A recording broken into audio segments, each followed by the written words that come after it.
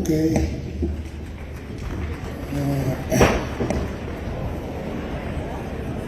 Okay, man. No one is tattled. It's okay. No one is tattled. It's okay. Yeah. No one is shooting the program. It's okay. We can't help that. Thank you very much. We'll ask Bishop Lupuana. Okay, thank you, Danwok. We're going to ask Bishop Lupuana and Reverend Sukutu to come and pray for us.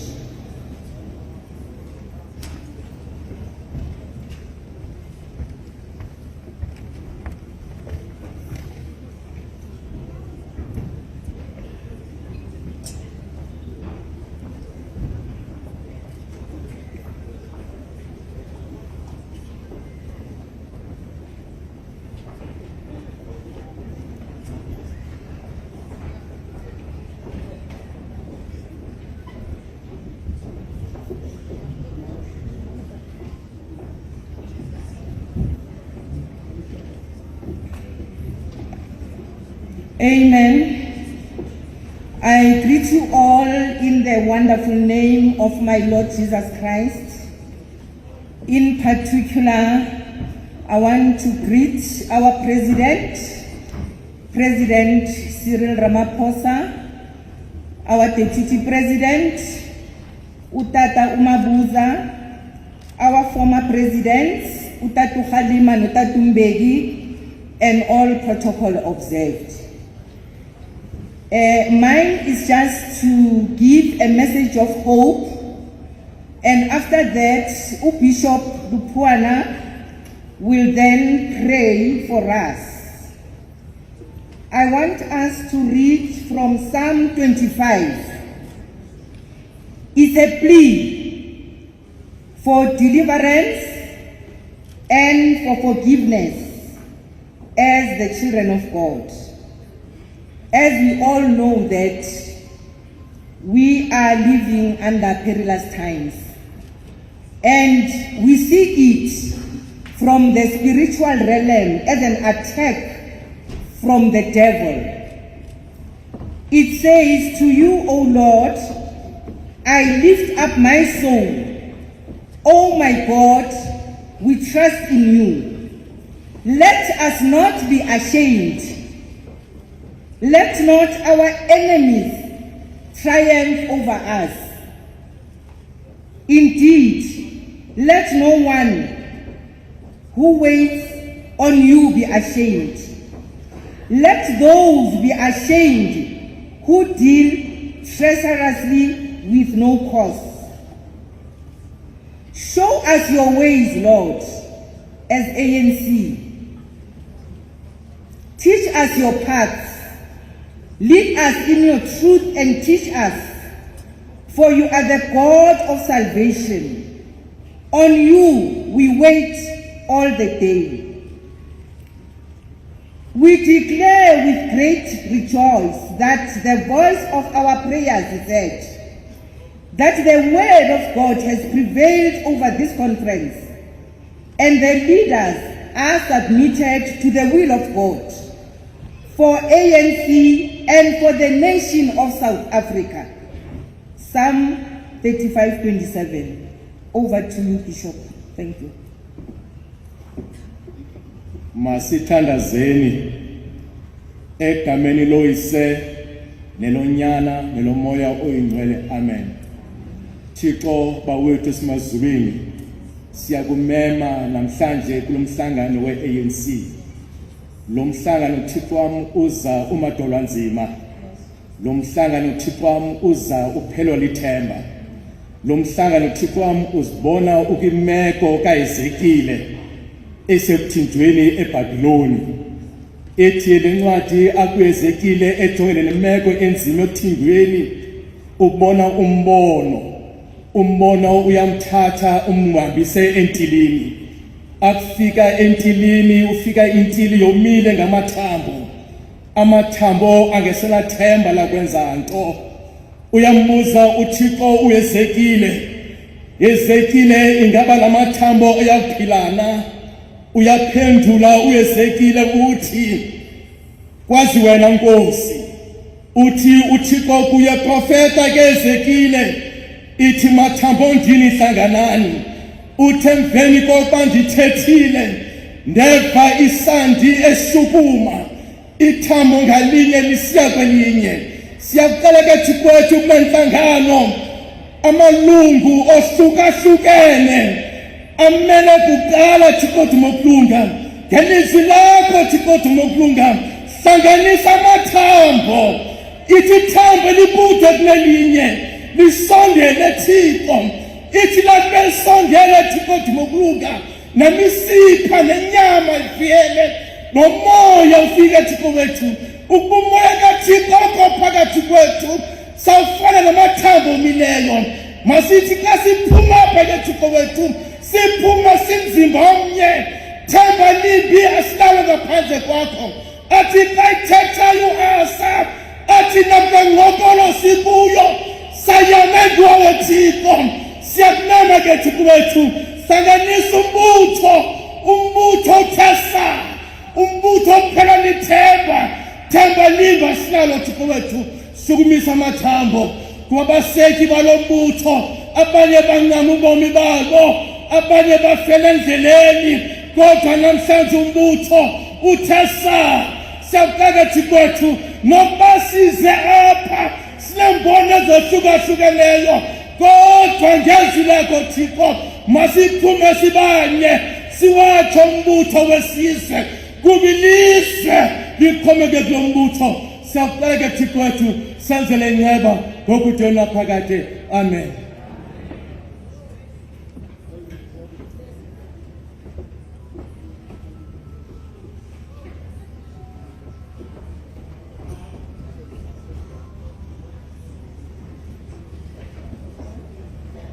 Amandla, there are still too many empty seats, comrades. But I think we must appreciate that Galore, when leadership is doubtful, masses lead themselves and steam ahead. Let's thank you for that. Now, let's check this first. Eastern Cape, Nicola, Free State,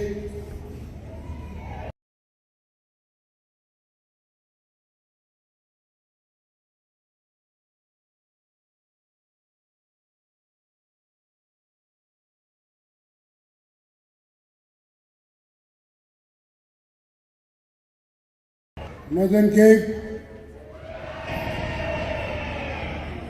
Northwest, yeah.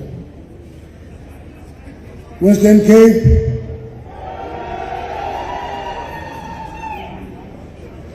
Veterans League,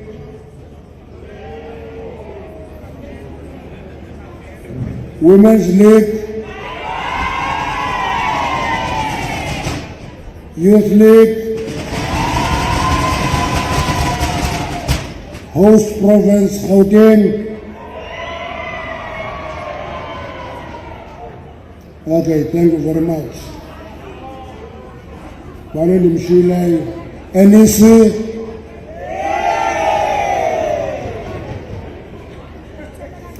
Okay. This business start.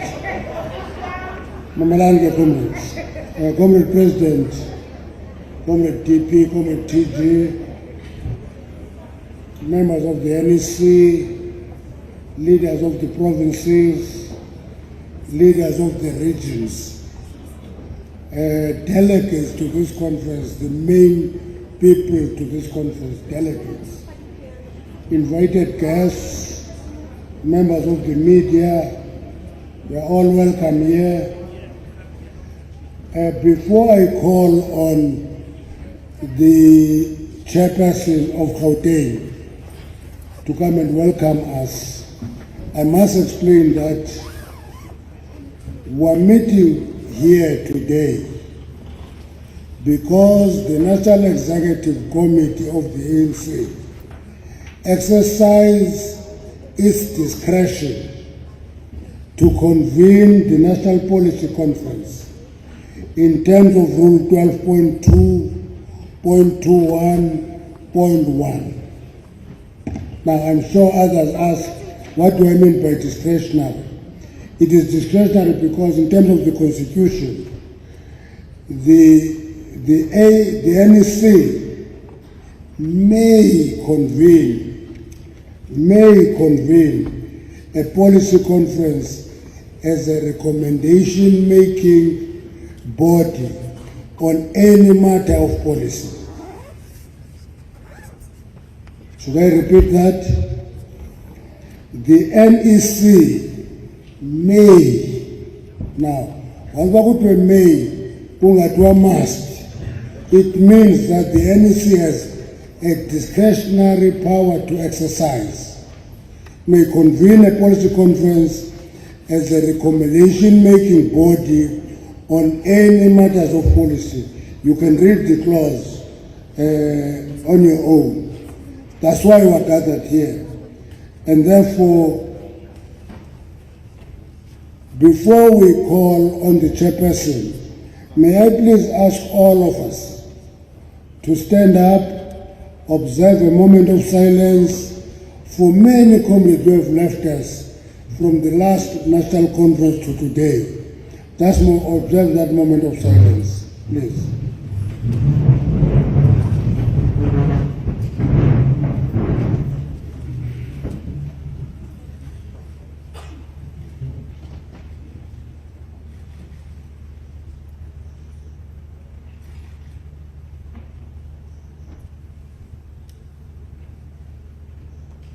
Thank you very much. May be seated. Now, we're calling on Comrade Panyaza Sufi, Panyaza Hendrik Sufi, to come and welcome us as a host province.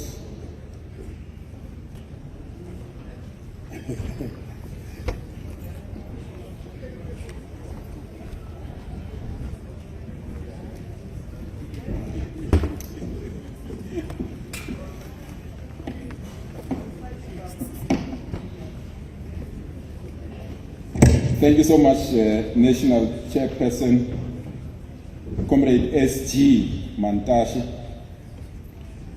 President of the African National Congress, Comrade Cyril Matamela, our Deputy President, former President and leaders of our organization, members of the National Executive Committee, Provincial Executive Committees, Regional Executive Committees and branch delegates, the leadership of our alliance structures, leadership and members of our leagues and the Progressive Youth Alliance, members of Umkhonto weSizwe Liberation War veterans, distinguished guests, ladies and gentlemen.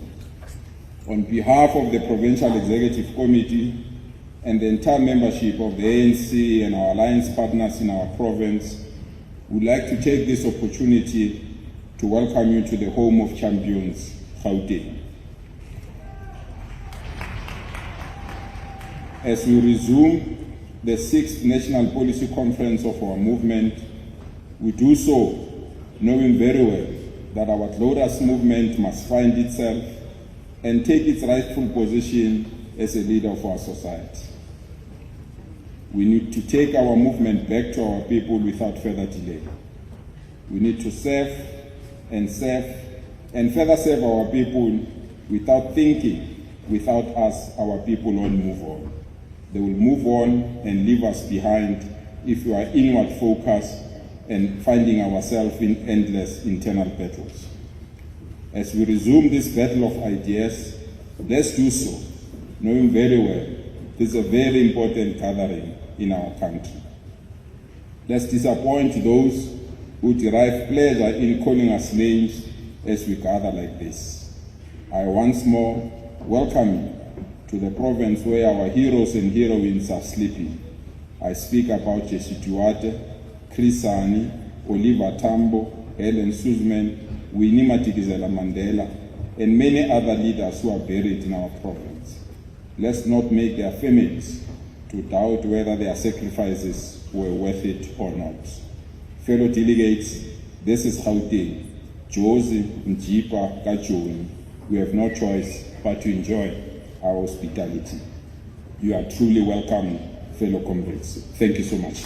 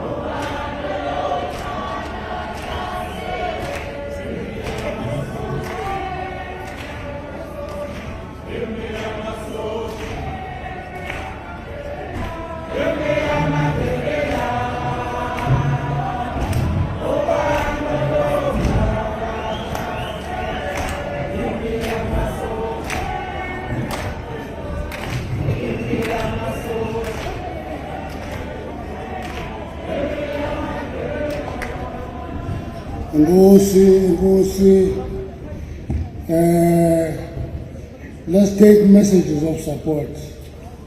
I know this item is a big issue. Whether we should do that before or after the president of the is. Now I'm calling on the newly elected General Secretary of the party to deliver a message of support. How is the comrade so?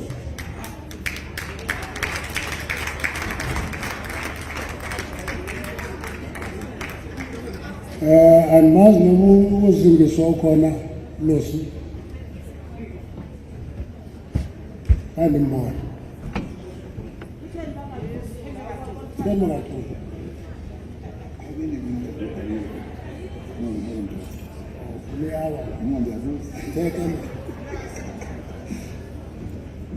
Amanda, long live the ANC, long live. Long live the Alliance, long live.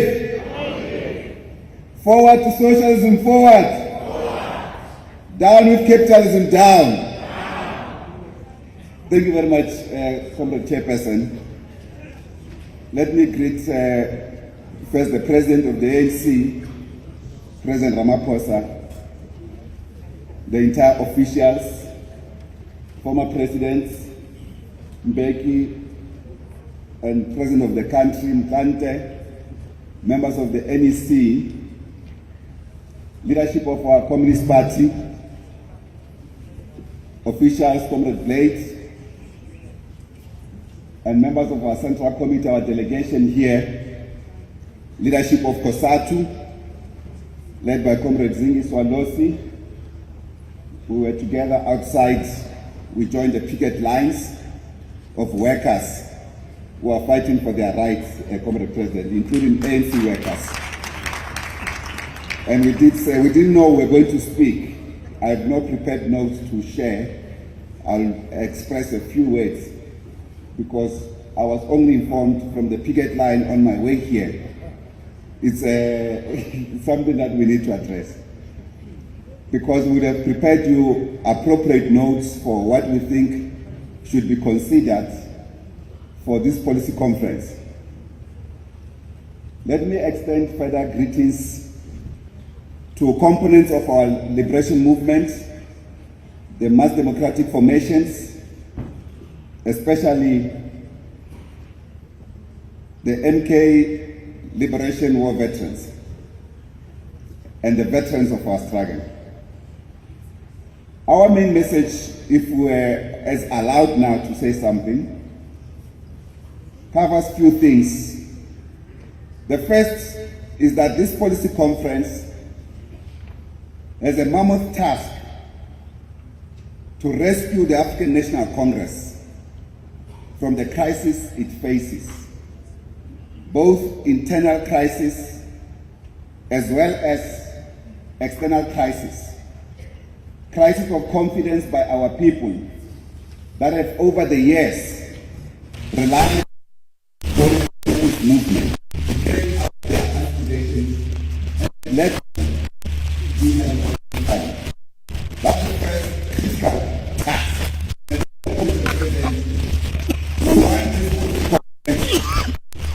To come up with possibilities for the ANC to stop dividing itself and have a mechanism to manage internal contradictions and focus on this critical mandate to the task related to that is to rescue the national democratic revolution, which is currently facing very serious challenges, including possibilities for major reversals. In many respects, we are suffering huge setbacks in our revolution. And for us to reverse this, we require a strong, united African National Congress focusing on issues affecting the people of this country, and of course, affecting the organization of the ANC. Critical, therefore, for the policy conference is to look at the state of our economy. We want to call on this policy conference to look into major reversals of the liberal economic framework that is our transition to democracy in this country. That framework that we have pursued is not suitable for our country, not working. We need radical change to that framework. This framework will respond to fiscal policy.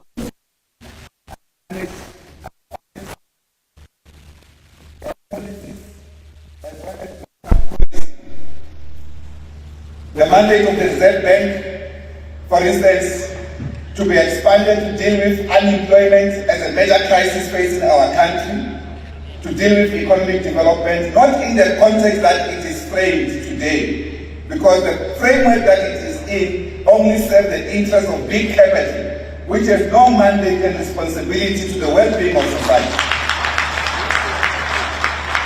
Therefore, we need to recast ourselves and relook into this economic framework so that it can respond to the living conditions of our people. Having said that, there are critical questions in the economic sphere that the Alliance, together with the ANC itself, COSATU, SAMCO and others, had agreed, and these matters have not been attended to, Comrade President.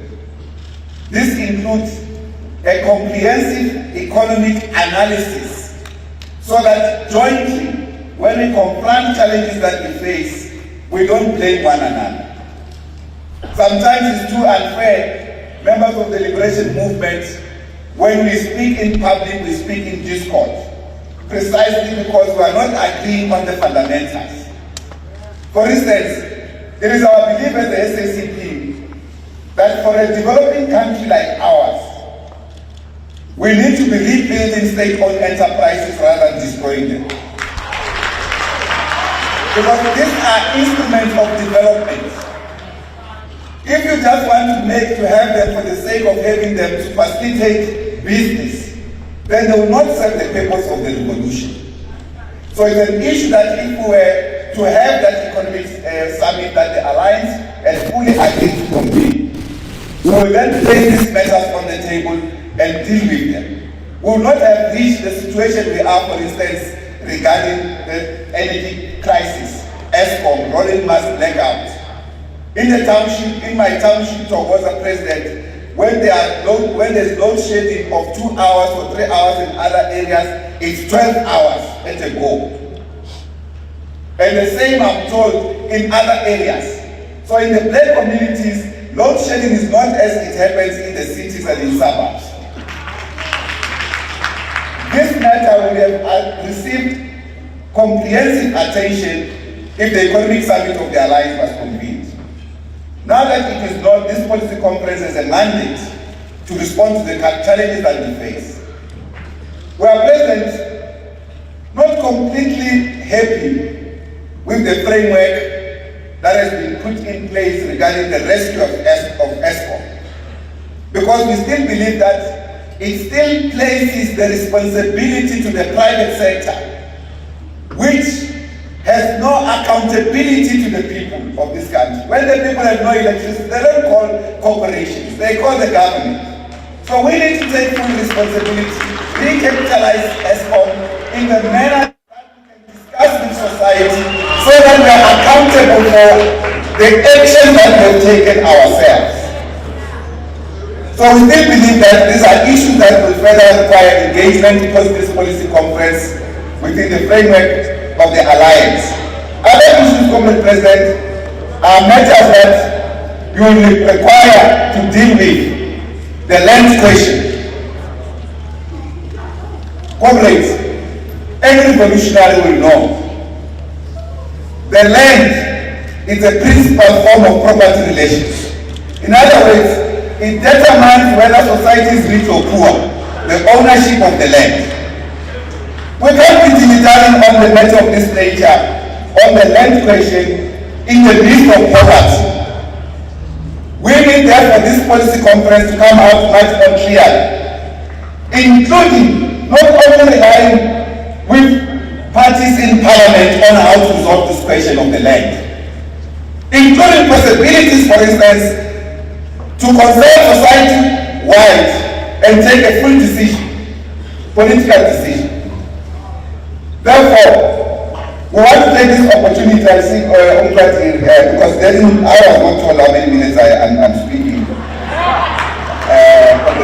I am not sure later, but I think I appreciate that Comrade Plea. He says I must cut. Before the cut, is to respond to the financial sector. The financial sector in this country is undermining our liberation movement and our government. The banks. But perhaps it's much less about them, but about ourselves. We've called for establishment of public banking systems. You can have mountain government, for instance, having its own bank. There's nothing wrong with it. Municipalities, metros having their own banks. Because in the context of the country that is focusing on fiat money, in other words, paper money, money that is not pegged to any critical mineral, the gold or any other thing, platinum that we have. The banking system is organized looting by capital worldwide. So states must create their own banking institution to prevent public looting of national resources, but also to participate in the creation of value, of wealth, of money for development. A sovereign country should not be making money for development. In other words, we've discussed these matters sometimes with some of the leaders here, but it's practiced in other countries.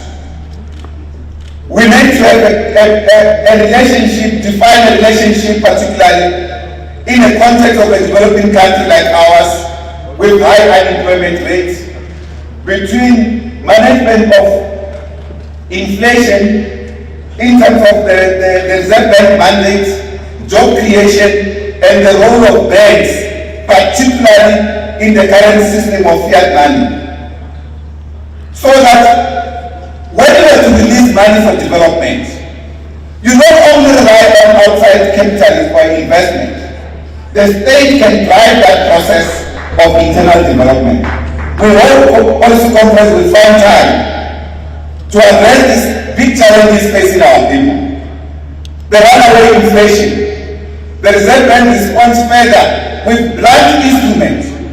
How do you think the unemployed, the majority who are poor in this country, are going to be helped by you raising the lending rates in the country when they have nothing to spend? In fact, they are deepening their crisis.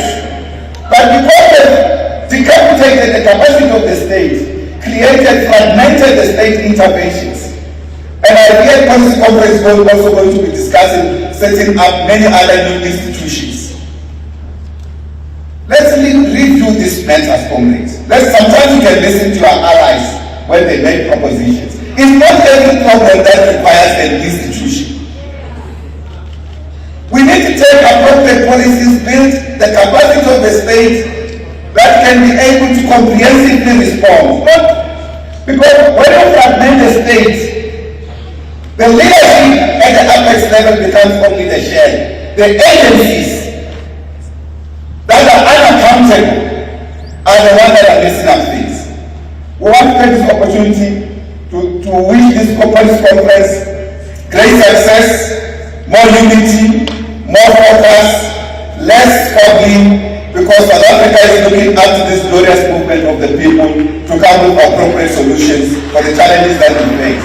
Thank you very much.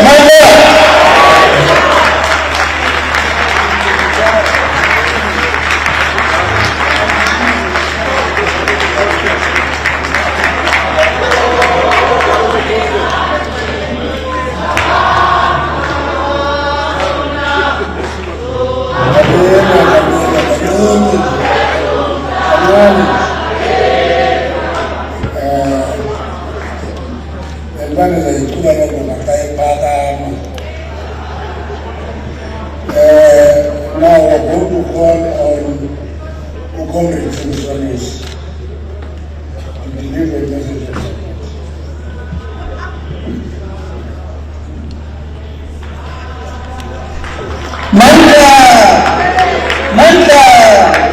Long live the alliance, long live. Thank you very much, Mkwati. This will say the leadership of the African National Congress. Ikhokelwa ngumongameli Cyril Matamela Ramaphosa, the former presidents of the ANC and of the country, President Thabo Mbeki and President Kgalema, the leadership of the alliance that is present here, delegates of the alliance, Siyalibulisa. Comrade Chair, this policy conference arrives at a very difficult time for the country, with the nation and its economy battling under the weight of inflation, load shedding and soaring crimes levels. There is an intense class struggle over the overall ideological direction of the ANC-led liberation movement. In contesting this space, Chair, capital is unleashing the most vicious, most reactionary and predatory attacks on the rights and gains of the working class of this country. We have, as a federation, noted that there is a growing and sustained attack on collective bargaining, including by the employers in the state. Therefore, the federation comes to this policy conference not just to sharply raise these issues, but to ensure that there is a strong working class bias voice both inside and in the policies espoused within the second radical phase of the National Democratic Revolution and implemented by the government of the ANC.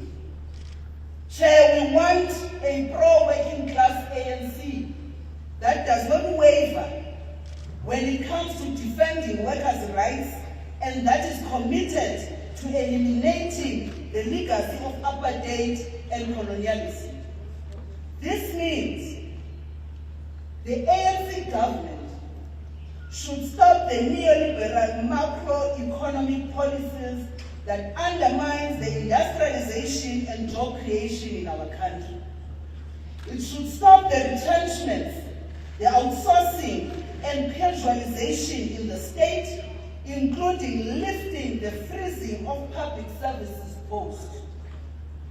This calls for an assertive and people-centered approach to leadership that will ensure that those that are deployed in government commit to a shared vision and goals for the organization. We want a committed, honest, an ANC with integrity and humility that is critical in building an effective organization and government.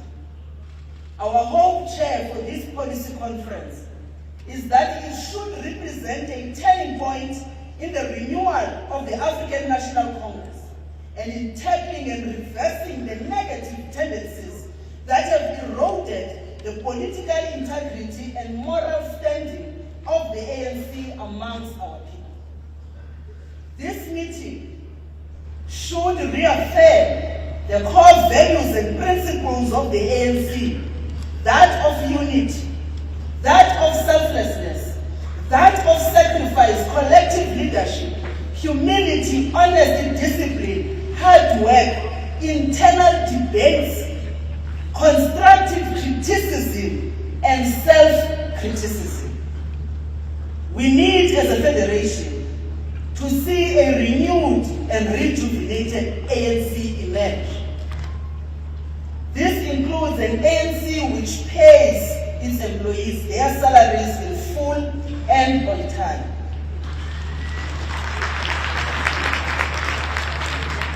COSATU affirms its solidarity with the ANC employees who have gone through painful hardship over the past few years. The Federation will be raising the plight of these workers with the leadership of the ANC to ensure that these workers are paid what is legally due to them. Chair, outside this conference, we have members of COSATU who are ANC staff, who are SARS employees, who are others are employed at UNISA. SARS employees are outside. They have been on strike for over a month now. And yet we celebrate what the leadership of SARS has done in turning around the institution, and we give them increases, and yet those that collect revenue are not looked after. Outside, we have workers and members of COSATU who are employed in the retail sector, whom their boss, the Pick and Pay CEO, has just received a bonus of 33 million, and yet workers have not received what is due to them. Outside, we have municipal workers, Chair, who are employed in municipalities that are led by the ANC. Amatola municipalities is paying its employees through Pick and Pay vouchers. We want the leadership of the ANC in this policy conference, coming from all municipalities, to discuss this issue and make this policy conference to resolve on a kind of a leadership that continues to be biased towards the workers and the working class in this country. And we want to say it cannot be correct that we are going to sit here and be comfortable when public servants, office bearers, your mayors, your deputy ministers, your ministers, your members of parliament, you have all received your 3% wage increase, and yet the government of the ANC has reneged from a signed wage agreement. It cannot be correct. This policy conference must reflect on the state of workers in our country and that of the working class in general. We are here to participate, and we wish this policy conference a success. Thank you very much, Chair.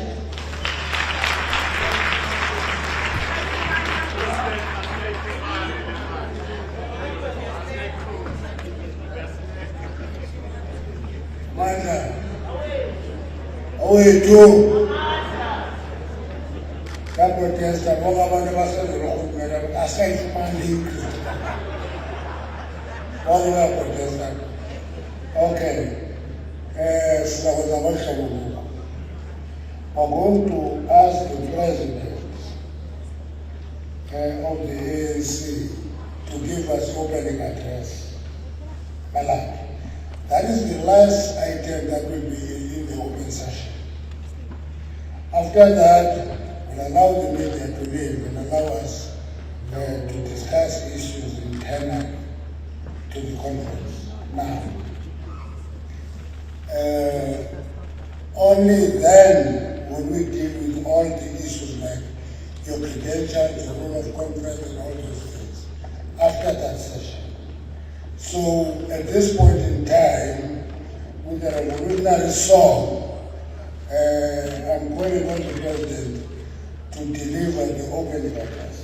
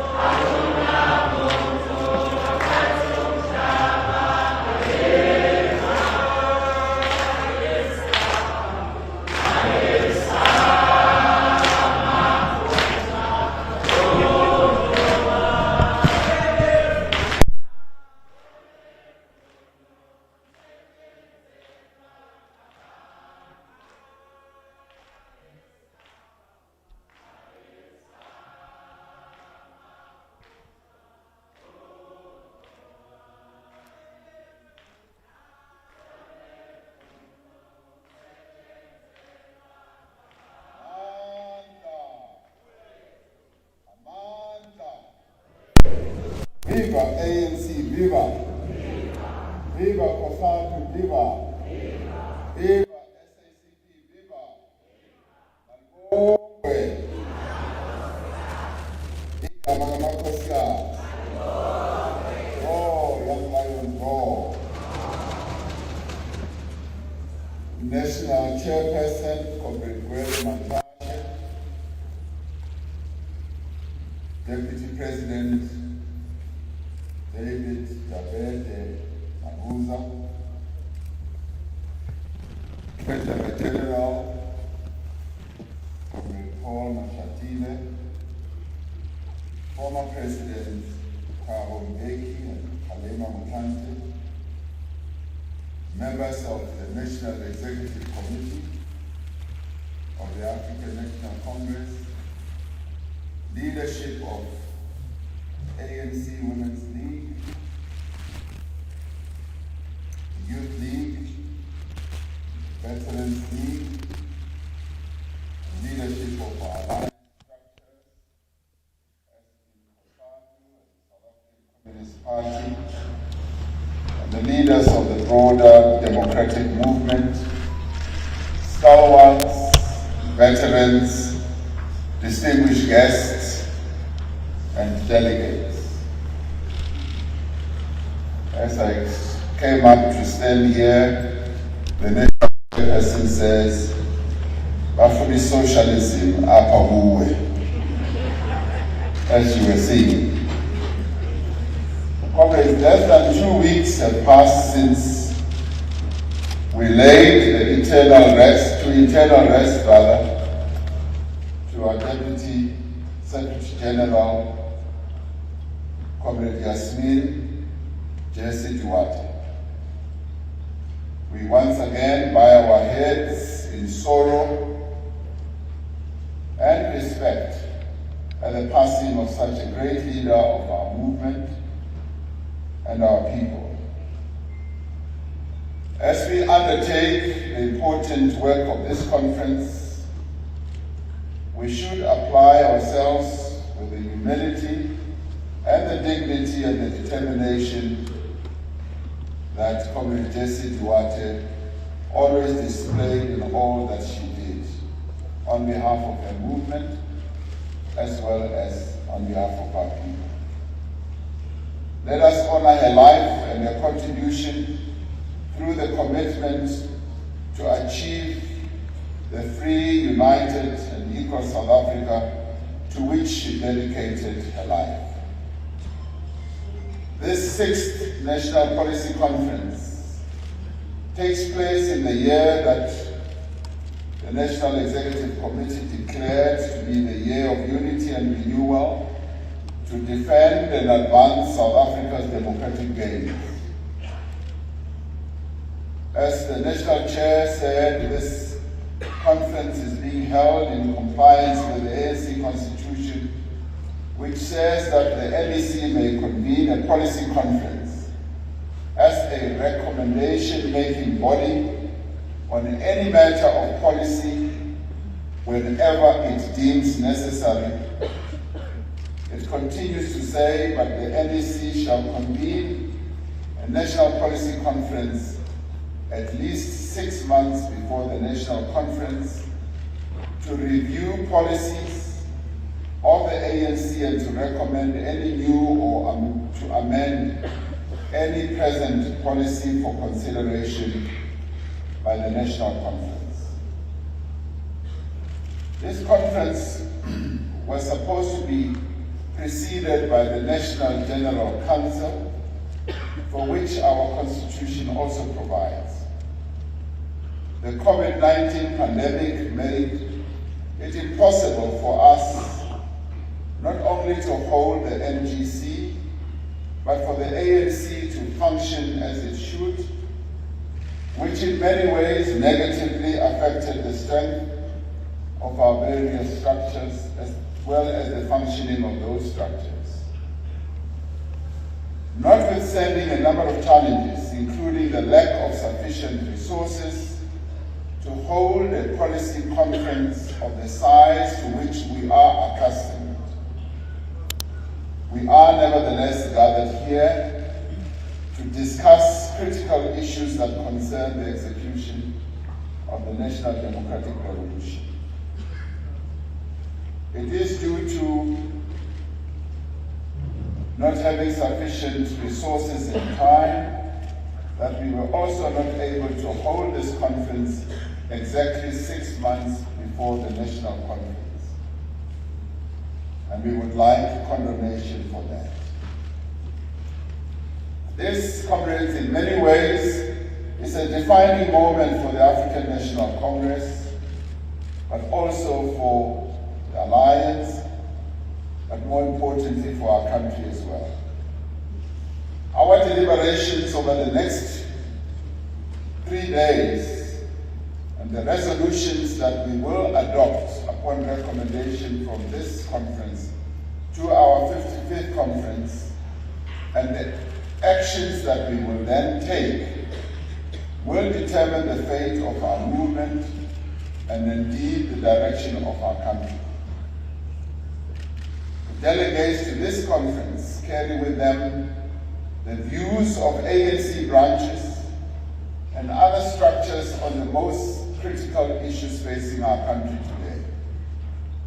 They carry the responsibility to shape policy proposals that will deepen the renewal of our movement and hasten the transformation of our society. As delegates, you bring here the outcomes of more than 3,200 branch meetings that you held in preparation for this conference. The proposals that we will deal with at this conference were discussed at some 40 regional conferences, 6 provincial conferences and provincial general councils that were called to discuss the proposed policies that will be recommended for our 55th National Conference in December. These processes, comrades, show and demonstrate the depth and robustness of our organization's democratic culture.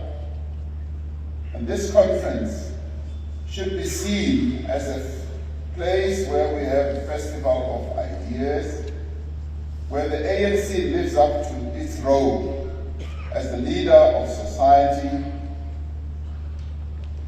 by developing policies that relate to the lived experience of our people where they live to shape the trajectory of our country. We have exhibited revolutionary discipline in our various discussions from whence we have come, and our exchanges at branch, regional and provincial level, and various preparatory conferences have been quite extensive. This should underpin our approach to the discussions that we are going to have here, but these discussions must also be underpinned by finding solutions to the challenges that our country and our people face. And I'd like our approach to go beyond lamenting on the challenges that our people face, but coming up with solutions. Many people in our country, including the media, expect this to be a conference where we are going to fight amongst ourselves and differ widely on a variety of matters of politics and ideology. We will demonstrate, as we often do, and in accordance with ANC tradition, that where we might have different views and approaches on various matters, we are always able to build and find consensus and emerge with coherent policy positions. So we promise the media and others who are doubtful that we will come out of here with clear policies, coherent positions, because we are the African National Congress. This conference needs to send a clear and positive message about our determination to address the challenges that face our people and our country. The National Democratic Revolution currently faces a number of challenges and perils. Our movement, the ANC, has been weakened on a number of fronts. The weakened state of our branches has increased the distance between the ANC and our people. The divisions amongst us have also severely weakened our organization. And the same can also be said about the weak state of our alliance as well. COVID-19 pandemic has caused untold damage to our economy and society, affecting every part of the world and the way we all live. The pandemic, together with state capture, service delivery failures, and energy insecurity, have contributed to deepening poverty, unemployment, and inequality in our country. And now our people are faced with immediate and existential challenges, such as huge increases in the cost of living brought about by a number of factors, and some of them factors that are completely beyond our control, such as international events that are taking place way far from where we live. We have seen a rise in violent crime, including the recent spate of shootings in public spaces and criminal syndicates targeting our economic infrastructure and business operations. Our struggle to overcome the devastating economic and social legacy of apartheid and colonialism, a struggle which much progress has been made on, has been set back many years by these events that we are facing now.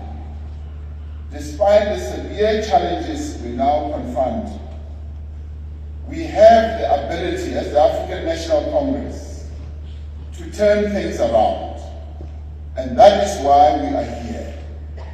This conference is meant for us to come up with ideas proposals, and policies that should turn things around.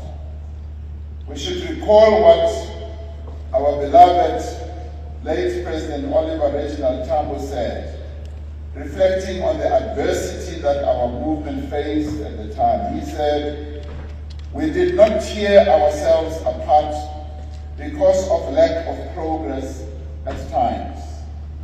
We were always ready to accept our mistakes and to correct them. Above all, we succeeded to foster and defend the unity of the ANC and the unity of our people in general. Even in bleak moments, we were never in doubt regarding the winning of freedom. We have never been in doubt that the people's cause shall triumph," close quotes. It's important that we should remind ourselves of what one of the most outstanding and wise leaders of our movement said, reflecting on the challenges that our movement faced. The future of the National Democratic Revolution will depend on the decisions and the actions that we take in this conference. The future of the NDR will also depend on whether we are able to accept our mistakes, our shortcomings, but more importantly, on whether we are able to come up with proposals to correct those mistakes and shortcomings. Above all, it will depend on the unity of the African National Congress. We are therefore called upon to complete the fundamental renewal and rebuilding of the African National Congress. We are also called upon, comrades, to end corruption, strengthen the state at all levels, to grow our economy, and to create jobs. Here at this conference, we will reflect on the state of unemployment in our country. We will reflect on the state of our economy, but more importantly, we should then come up with what should be done.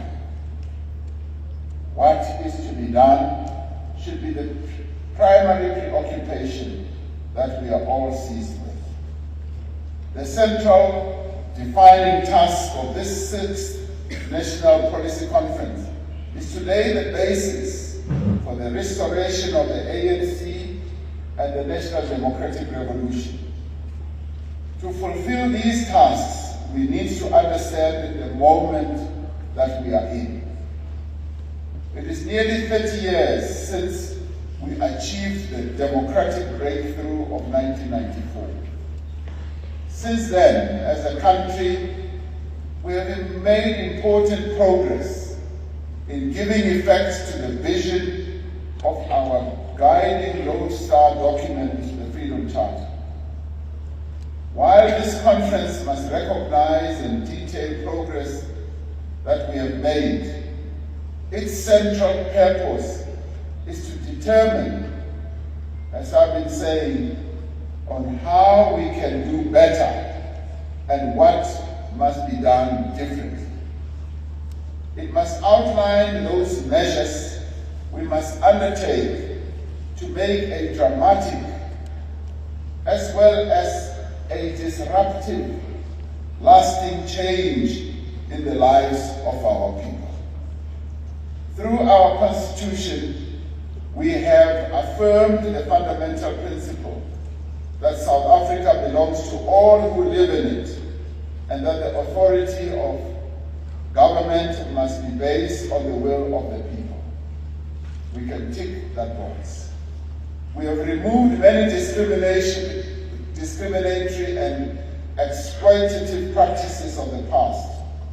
We have enacted many of the rights demanded and set out in the Freedom Charter and put in place policies as well as programs to meet the basic needs of our people.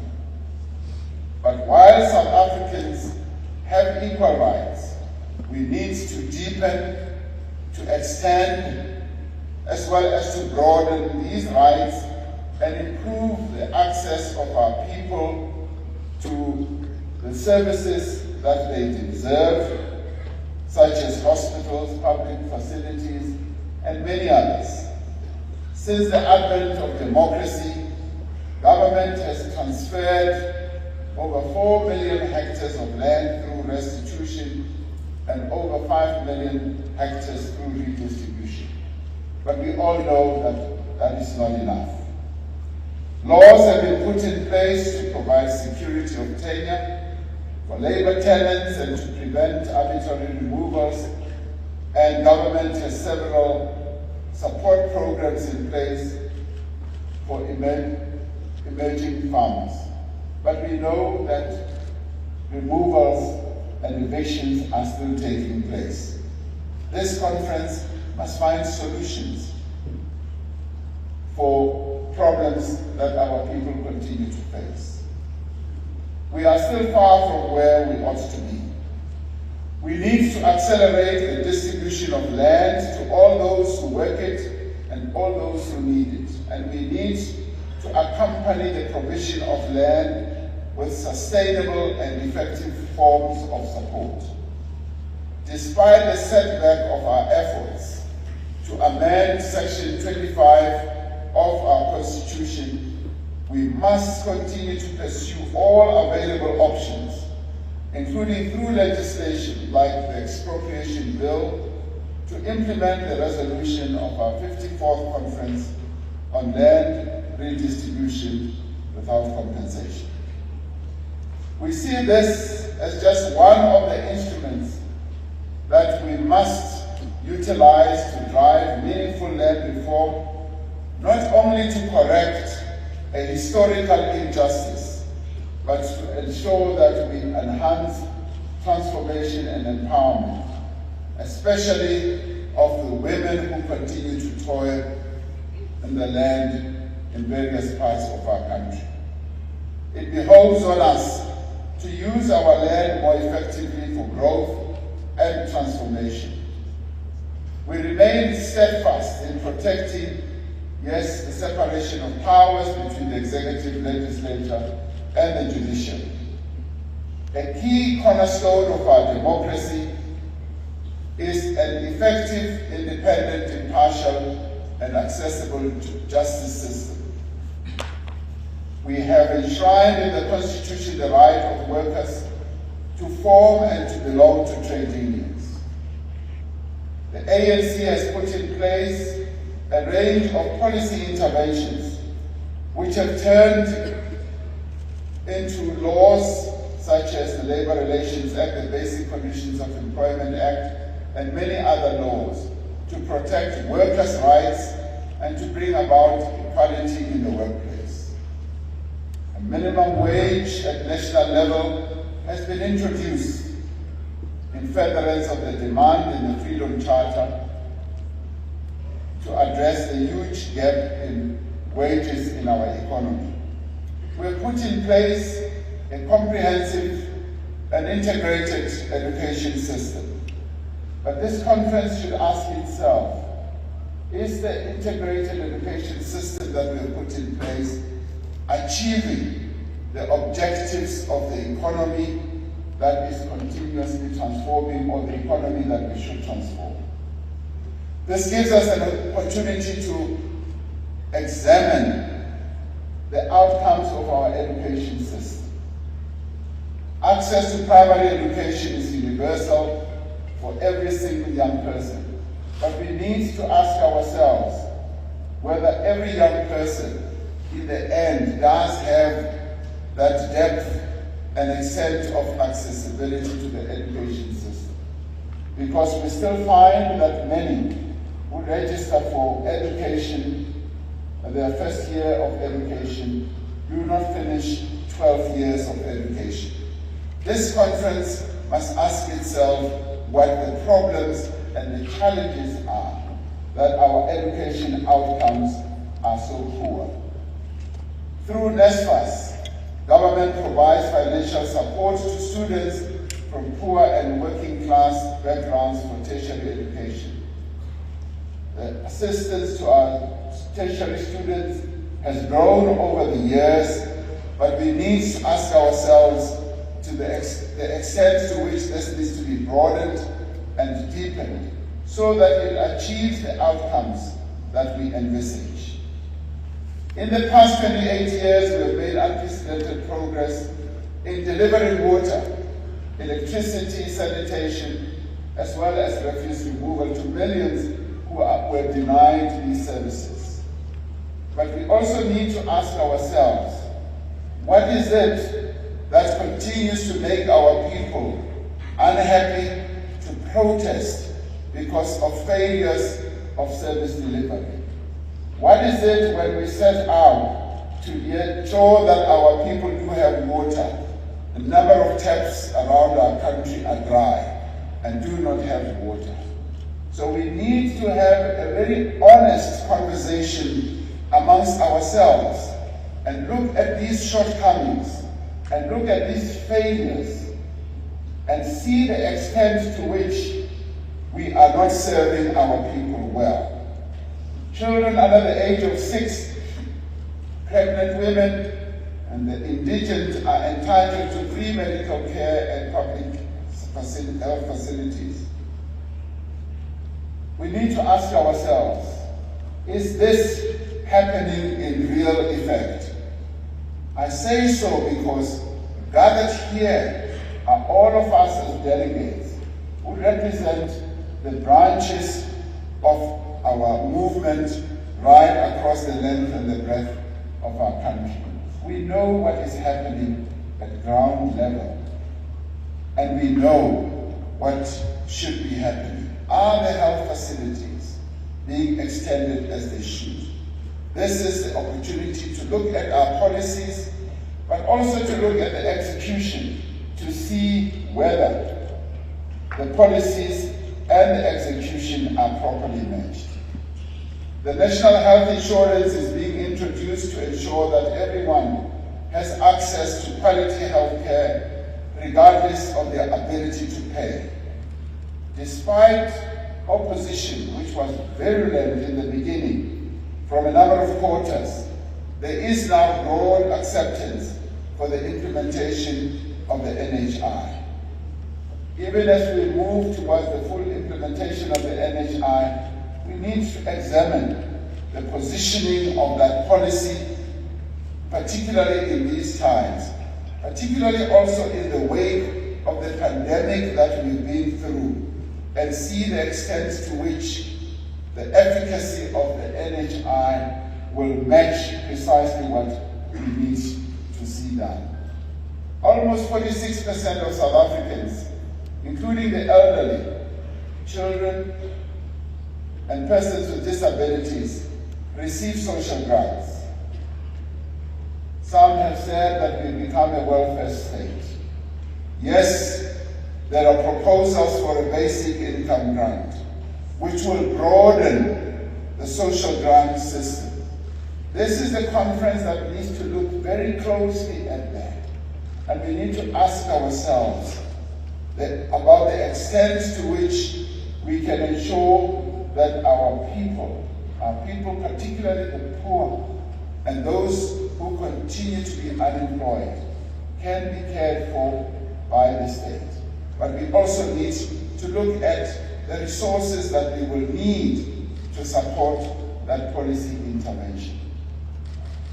South Africa is an active member of SADC, the African Union, the United Nations, BRICS, the G20, and many other international organizations.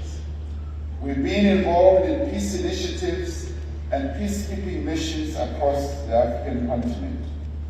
We continue to campaign for the reform of the UN, the WTO, and other multilateral bodies to ensure that they are more inclusive and responsive to the needs of developing economies. We need to reflect on our international policy.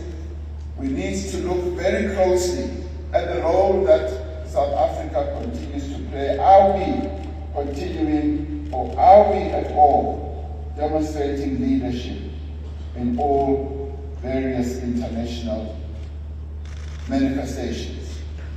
We continue to mobilize for the right to self-determination for the people of Palestine and Western Sahara. We need to reflect on some of the moves that are afoot on our continent to roll back the progress that has been made, particularly with the struggles of our fellow people who are people in Palestine and Western Sahara who continue to suffer under oppressive systems. Despite progress in these and a number of areas, comrades, over the years of our democracy, we have yes seen a number of areas of progress, but we've also got great challenges in this regard. We need to see the extent to which we've been able to move forward to achieve the implementation of the Freedom Charter. But more importantly, despite all the progress we've made, there's one area where not much progress has been made, which I'd like to dwell on quite a bit. And that is the injunction that was set out in the Freedom Charter that the people shall share in the country's wealth. It is undeniably true that when compared to the apartheid years, the overwhelming majority of our people, yes, have seen change. More people have access to housing, basic services. There have been enormous advances in health and education. We now have competition policies and measures that have been put in place to address the challenge of concentration of ownership and market dominance. All these are in place. But we cannot accept that the control and ownership of our economy remains in the hands of a few. Not only is this situation fundamentally unjust and that it stifles the growth and development of our economy, our policies on broad-based black economic empowerment and preferential procurement and employment equity have done much to begin to change the racial and gender composition of our economy. But they haven't really fully moved the needle to ensure that in the end we do live up to what the Freedom Charter said when it said the people shall share in the wealth of our nation. With the land reform, we are, as I said, still very far from where we need to be. We still have much work to do to overcome the challenges of unemployment, of poverty, and inequality. This is where we need to ask ourselves very, very clearly and sincerely what we need to do. We need to look at the steps and interventions that have been made to address this triple challenge and ask ourselves whether over the 30 years, almost 30 years, meaningful progress has been made or not. Today, we live with the reality that there are nearly 12 million South Africans of working age who are unemployed, including those who are discouraged work seekers. Unemployment not only deepens poverty and inequality, but it also contributes to several other social ills such as crime, substance abuse, and other destructive behavior. Youth unemployment is our greatest challenge and concern. 2/3 of the more than 1 million young people who enter the labor market each year are not being absorbed in any form of employment, education, or training. And this has been our burden and challenge over a number of years. The number of work seekers is growing significantly faster than the number of jobs that are on offer. With millions of people excluded from the productive economy, and despite significant progress in expanding the social safety net and increasing the reach of basic services, poverty has persisted and has increased over the years. Almost 1 in 5 households reported going hungry on a regular basis during the COVID-19 pandemic. Since we last met at the 54th National Conference, our country and the world has endured the most devastating health crisis in more than a century. This severely damaged our economy, and it also led to the loss within a short space of time of 2 million jobs as businesses battled under the devastating impact of COVID-19. The cost in human lives has been staggering, having lost more than 100,000 lives. Over the last 18 months, we have focused on accelerating vaccine rollout. More than half of all adults in South Africa have now been vaccinated, and 65% of everyone over 50 years has been fully vaccinated. While the economic and social costs of this pandemic has exceeded any natural disaster we have experienced before, South Africans responded to the crisis with determination and resilience. And as a nation, we owe many people, particularly our health workers, security workers, and many others, for the outstanding performance that they did to save many lives. As an organization, I think we ought to applaud them better than that.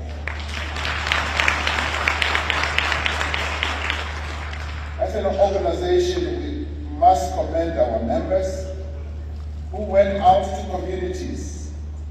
And here I must applaud ANC structures, as well as society structures and party structures who went out of their way to create a great deal of awareness about the disease and encourage vaccination.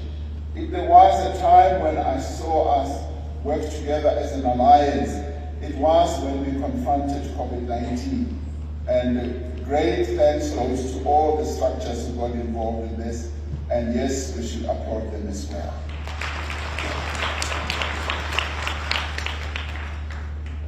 Comrades, as we know, as we confronted this pandemic and sought ways to contain it, we also had to take extraordinary measures to support ordinary South Africans, to assist businesses that were in distress, and to protect livelihoods as well.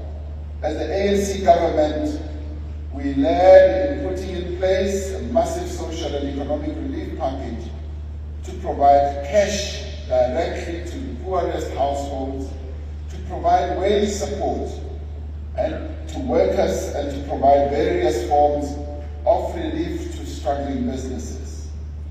This may not necessarily impact on policy, but it will be important for us to reflect on what we should do when our nation and our country is confronted by a pandemic of this nature. The ANC, through its National Working Committee and the National Executive Committee, did come up with these initiatives which were finally implemented at government level. A total of 18 million people, close on to a third of our population, received additional grant payments through the relief measures that we introduced. More than 5.7 million workers received wage support. Over 70 billion in tax relief was extended, and a number of businesses were given assistance. Not as much as we had expected for all, but indeed quite a number. Had it not been for these interventions, the impact of the pandemic would have been much worse. In October 2020, we introduced the Economic Reconstruction and Recovery Plan to restore the economy in the wake of the pandemic. The ANC and its alliance partners played a key role in developing the framework for the recovery, which was developed further based on contributions from our social partners at Network. As we continue to implement the plan, we have seen signs of recovery in the economy, Although currently we see some setbacks that have come in, the growth experienced in recent quarters has brought the economy to pre-pandemic levels much sooner than analysts had expected. The most recent figures show that the number of unemployed people in our country has dropped slightly, although not sufficiently as to be able for us to say the needle has moved. As we meet here, we need to recognize that our recovery, the green shoots that we may well be seeing, remain fragile, and we should expect that growth and employment will be affected by the global instability, the rising fuel and food costs, and the recent load shedding as well, which is going to have a massively negative impact. Despite the pandemic, we have been able to mobilize significant commitments in pursuit of the target that we set to attract 1.3 trillion rand of investment over 5 years. This investment drive is supported by a number of initiatives that we have put in place to ensure that our economy becomes competitive. Earlier, we introduced also the loan scheme for bouncing back a number of businesses. In March, the employee tax incentive was also introduced, which is having a markedly positive impact by drawing in first-time work seekers into employment as subsidized by the state. As part of our drive to create a new generation of black industrialists, we have been funding in a massive way and supporting about 180 black industrialists in the form of loans and grants. And we can see great progress as many of them are becoming real industrialists, thus moving us away from the colonial and apartheid economic construct that excluded black people from playing an important role in the economy of their country. Infrastructure, as we have often said, plays an important role in the economic recovery of our country, and this is now being taken forward as we look at catalytic infrastructure projects through the Infrastructure Office in the Presidency. And these include a number of interventions such as bridge building, such as bulk water, as well as a number of other infrastructure investments. To address onerous bureaucracy that impedes business growth, a red tape reduction team is working across government to identify priority interventions that will enable us to have growth moving ahead much quicker. An important part of our growth strategy is to ensure that we have bold and far-reaching economic reforms. These reforms aim to achieve affordable and reliable electricity as well as transport processes.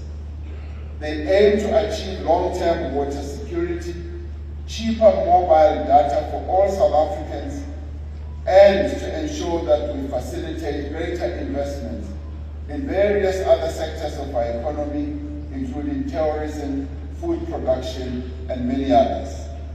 Progress is being made in a number of these areas, particularly through the various interventions that we have made through the master plans that we have put in place that have to do with textile and clothing, poultry, and a number of others. For example, in March this year, as we have moved ahead with our reforms, the long-awaited process of ensuring that we resolve the spectrum challenge that we have faced for over a decade was completed to expand access to internet and to reduce data costs. The revival of the renewable energy program and to increase the licensing threshold for embedded generation have opened the door to significant investment in new generation capacity. Generation capacity that should be embarked upon, yes, by the state to the extent that it is able to deploy financial resources, to the extent that it is able to underpin with financial support to the state-owned enterprise such as ESCOM. Also to encourage significant investment from the private sector to add to the generation of electricity that is so sorely needed in our economy. Transnet is taking measures to ensure that there is further investment in rail operations and also to ensure that there is investment in freight lines through mobilizing investment from other players. This initiative is aimed at addressing Transnet's investment challenges because Transnet also faces similar investment challenges as other state-owned enterprises. This will also enable greater efficiency and support for our export industries. In another example of progress, the backlog of water use license applications has been cleared as part of the reform process. It used to take up to 3 years for anyone to obtain a water license. It's now been reduced to some 90 days. So the turnaround time has been significantly reduced. Earlier this week, government announced additional measures, yes, to tackle the electricity crisis that we've been facing and that Comrade Soli Mapaila also spoke about. The measures that were announced will help to fix ESCOM and improve the availability of existing supply, accelerate investment in maintenance at ESCOM, and also accelerate investment by other operators to ensure that there is increased electricity generation capacity. But it will also accelerate procurement of new capacity from renewables, from gas, from battery storage, and enable businesses and households to invest in rooftop solar energy. Together, these reforms will expand the capacity of our economic infrastructure. It will reduce the cost of doing business and make our economy more competitive. Now, these are areas where, as delegates seated here, we will have a number of ideas. We will have a number of proposals.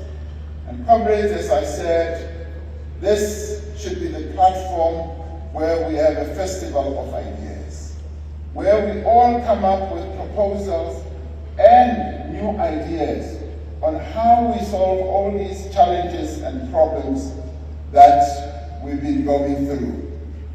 If there are new ideas, innovative ideas, if there ever was a platform where they should be placed, this is the platform. I would like us to spend a great deal of time in our commissions and finally in report backs from the commissions, where we will spend a great deal of time finding solutions, examining what has been done thus far, and coming up with solutions, practical solutions. Comrades, including solutions, for instance, where we come up with bright ideas on how, for instance, we solve ESCOM's 400 billion debt burden. COSATU has come up with proposals in this regard, which were also put forward at NEDLED. But there may well be a number of other proposals that this delegates who are seated here can come up with. How should we address this?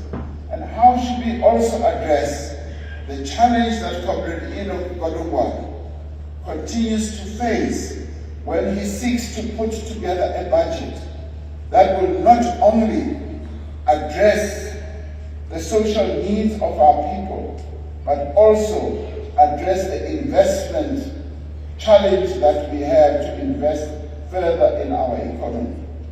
That, comrades, is the challenge that this conference should meet. The putting together of these brilliant minds that we all are here now should lead us to finding those solutions. I would therefore want us to go beyond slogans.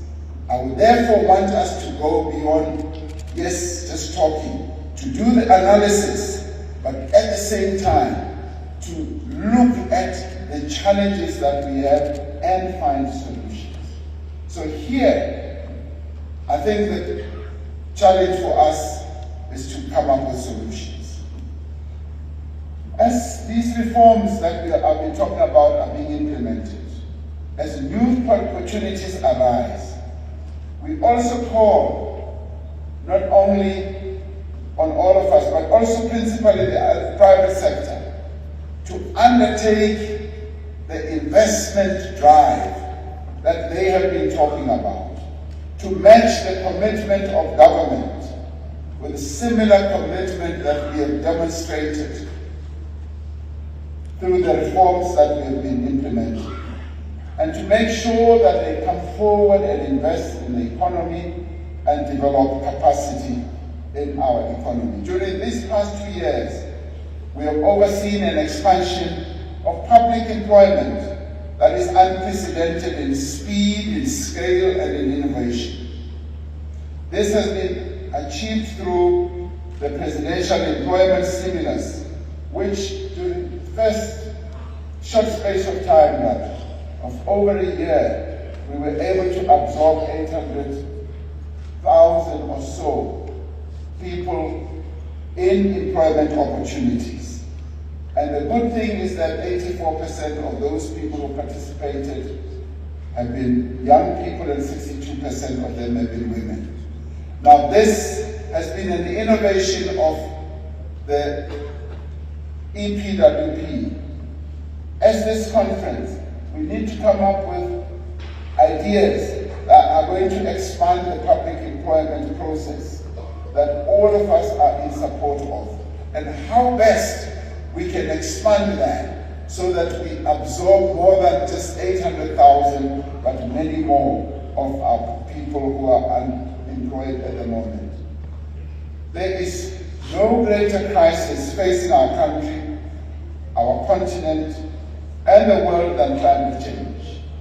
The world needs to significantly reduce greenhouse gas emissions if we are to prevent catastrophic destruction and widespread suffering.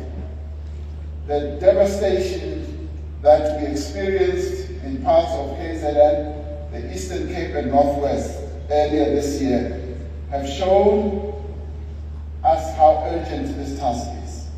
As a country, we have started to define a pathway towards low emissions economy in a way that enables us to industrialize and to create jobs. We need to reduce emissions not only for the sake of the health of our people, because this indeed is a huge challenge.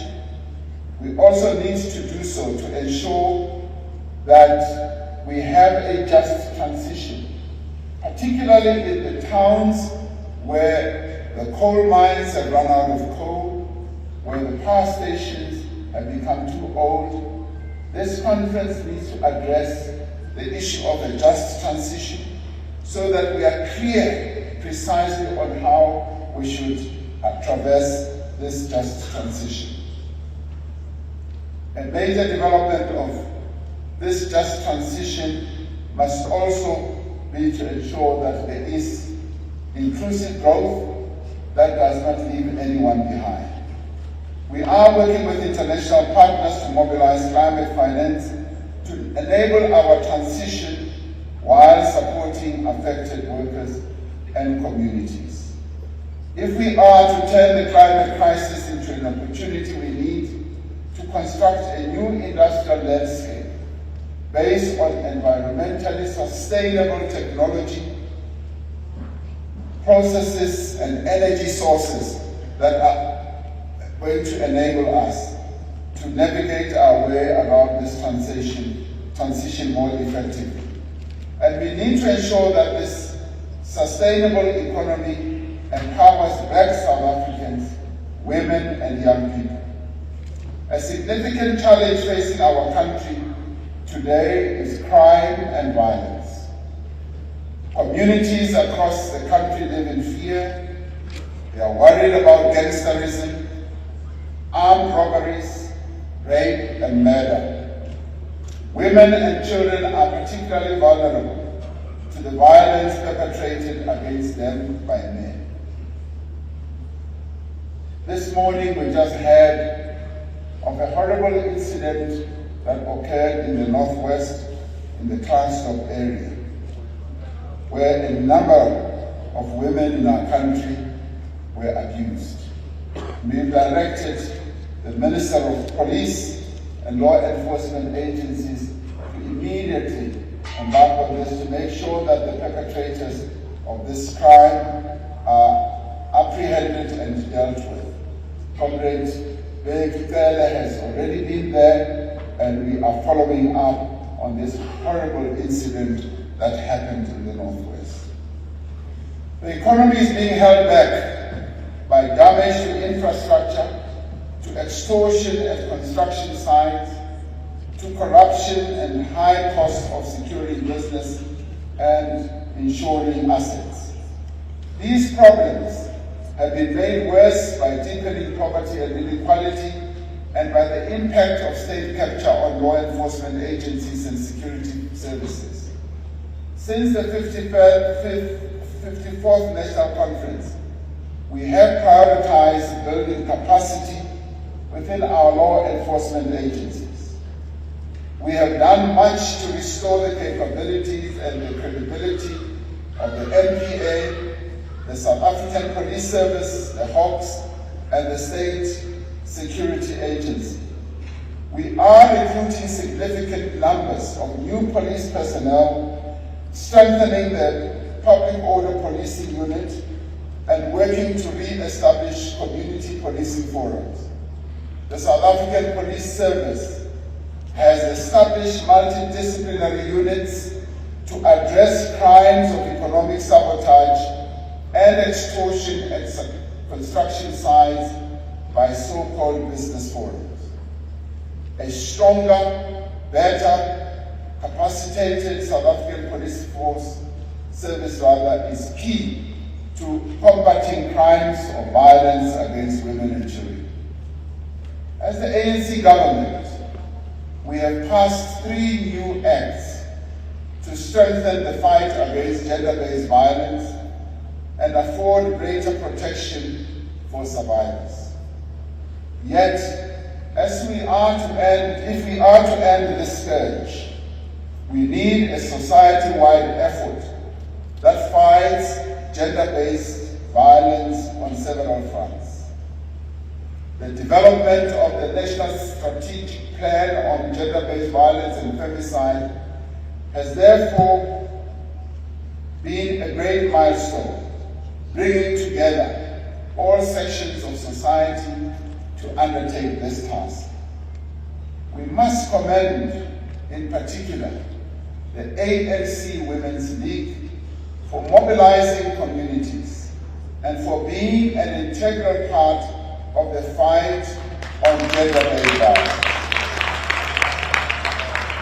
The ANC Women's League led in a very strategic way to enable us to get to the point where we have been able to legislate or to pass legislation, as I said.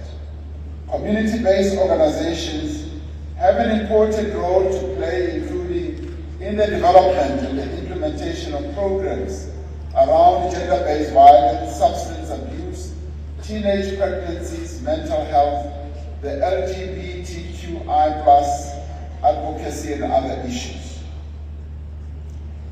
What we now need to do at this conference, I'd like us to focus a little bit more attention on the rising scourge of gender-based violence and ensure that we debate this matter and find solutions that possibly go beyond what we have initiated. With the wisdom that resides in this conference, it will be good, comrades, if we can come up with other solutions. Gender-based violence continues to rage in our country. During the health pandemic, we characterized it as a second pandemic, but it continues. What I referred to just a minute ago, what happened in Northwest, which Comrade Becky reported to me, is a manifestation of the spread of this scourge of gender-based violence. This conference needs to address itself to that. And this conference needs to come up with ways in which we can continue supporting the ANC Women's League in its task and campaign, but all of us can join in the campaign against gender-based violence and support various other organizations that are seized with this matter. One of the clearest instructions from the 54th National Conference was to end state capture and to tackle corruption within our ranks, within government and across society. Since then, we have taken decisive measures to end state capture, restore state-owned enterprises, rebuild public institutions, and enable the criminal justice system to pursue the perpetrators of corruption. Since then, we've seen important progress, as I said, by the Hawks, the NPA, the SIU, the Financial Intelligence Center, SARS, and other corruption-tackling institutions. The most significant development in the fight against corruption was the establishment, yes, of the commission, which the 54th Conference supported. The commission finalized its report last month, and government has embarked on a process to consider all the commission's findings and recommendations. As the ANC, we have consistently maintained that the commission is a necessary part of the broader social effort to end all forms of state capture and corruption. We are therefore engaging as the ANC with the findings and recommendations of the Commission, as Comrade Jeff Hadebe will outline to us, to determine how these can help to ensure that we enhance the process of fundamental renewal and rebuilding within our movement. We must, comrades, ensure that we use the work of the Commission to make a decisive break with the era of state capture, and that we adopt a comprehensive set of actions to prevent corruption and to end state capture. A necessary condition for the advancement of the national democratic revolution is the establishment of a democratic, capable, developmental state to drive growth and transformation. That is why the 54th Conference directed us to rebuild the public service and to build a culture of Batupedi. This is happening across government departments, in municipalities and state-owned enterprises and other state organs. Public servants are being trained on a range of subjects, including ethical conduct, economic governance, and planning. Government will soon finalize the national framework on the professionalization of the public servant. But comrades, it is this conference that needs now to deal with the nuts and bolts of what this should mean, how this should manifest itself. It is this conference that should deal with all this and not just leave it up to government, because we are the governing party, and it is the ANC and its alliance partners that must lead in this process. Yes, a framework is being developed to deal with issues of merit-based recruitment and appointments, integrity testing for all recruits, and curriculum development. But it is us seated here who must now give meaning and flesh to all these matters that are being dealt with. Another part of our drive to build a capable developmental state is the district development model, which we have not really fully dealt with at the level of our conferences. This conference gives us the opportunity to look more closely at this model, which, by the way, has been in implementation over a number of years. There are a number of provinces that have been implementing this model in a number of iterations. For instance, KZN has been implementing this through the Sugumasaki process, and a number of other provinces have been doing so. Now we need to integrate that whole process as delegates to this conference and see whether this district development model, from a policy point of view, can actually lead to the strengthening of the state as we envisage. This model aims to eliminate wastage, to eliminate duplication of resources, and requires leaders and public servants at all levels who will work as a single unit within districts, and that we should all move towards a single plan at national level, provincial level, district level, and municipal level.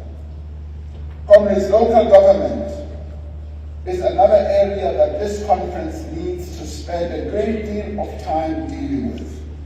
Local government is the sphere of government where the state is at its weakest. 5 years ago, in June 2017, 8 municipalities were under administration of the national and provincial government.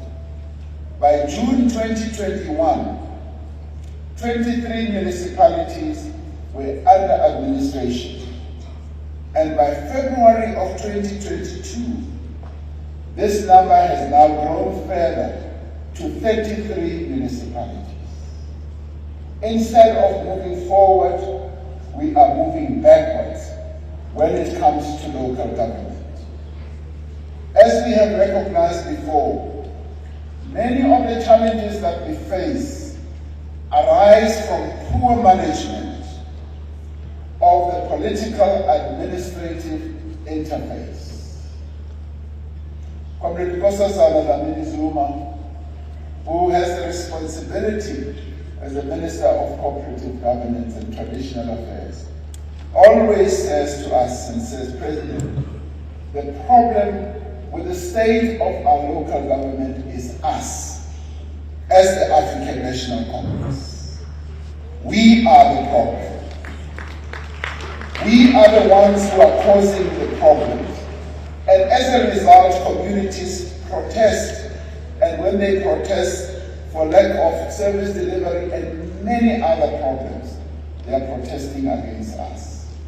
So comrades, at this conference, and not any later conference, we must find solutions. And it is around the poor management issues, it is around the political and administrative interface where we must come up with real solutions. We also need to deal with the issue of real accountability when we come to this issue. There is weak oversight, poor accountability, and inadequate consequence management systems. We often allow a whole lot of wrong things to continue. Corruption, malfeasance, poor service to our people, poor management, just to continue without any form of consequence management. There is also there is also a shortage of skilled leadership, as well as management, and widespread fraud and corruption. Comrades, we do need to get to grasp this challenge we face, where through the fraud that is committed at various levels, government overpays for services and products, where when we could have bought a product or a service for R1 million, yes, we enable government to pay 50, 100 million rand. And when we look at it closely, we will find that we have our fingers in all that is happening.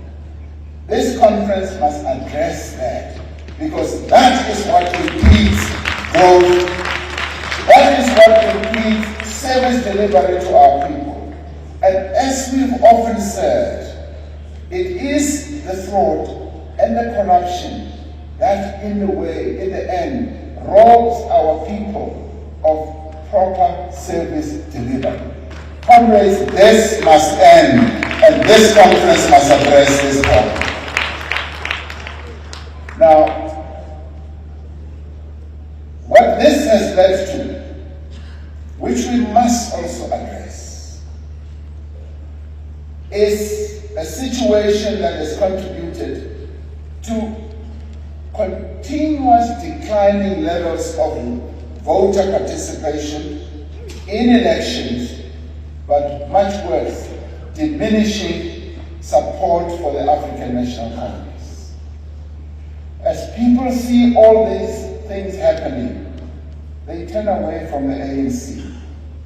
This is in part what resulted in the loss of several key municipalities in last year's local elections and the emergence of coalition governments in several places.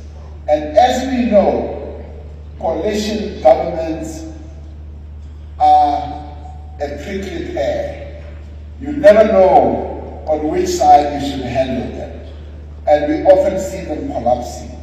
The only answer to the problem of coalition government is for the ANC to win outright majorities in all our municipalities. That is the only way we can solve this problem. Our experiences then has demonstrated that coalition governments are ill-suited to effectively drive development, to provide quality services to our people, and to ensure accountability. Now, as the ANC, we've taken several steps to address a number of these problems, but the conference must now come up with additional solutions. We must come up with the key solutions that are going to solve this problem, because I see this as an existential problem. In preparations for the local government elections, for example, we involve community members in candidate selection processes, so that the ANC candidates had the support and confidence of communities that they are expected to serve. Now, a number of questions have also been raised around this, and we need to examine whether this is the right route to take. All mayors in ANC-led municipalities underwent thorough vetting and interview processes. We need to ask ourselves whether this finally can solve the problems and the challenges we face. We launched the ANC Local Government Barometer to check whether we are making progress and keeping to our commitments. We have amended the Local Government Municipal Structures Act to promote ethical conduct by councillors and impose harsher consequences for wrongdoers. One of the most significant developments on the African continent since the formation of the OAU in 1963 was the coming into effect of the Africa Continental Free Trade Area in January of last year.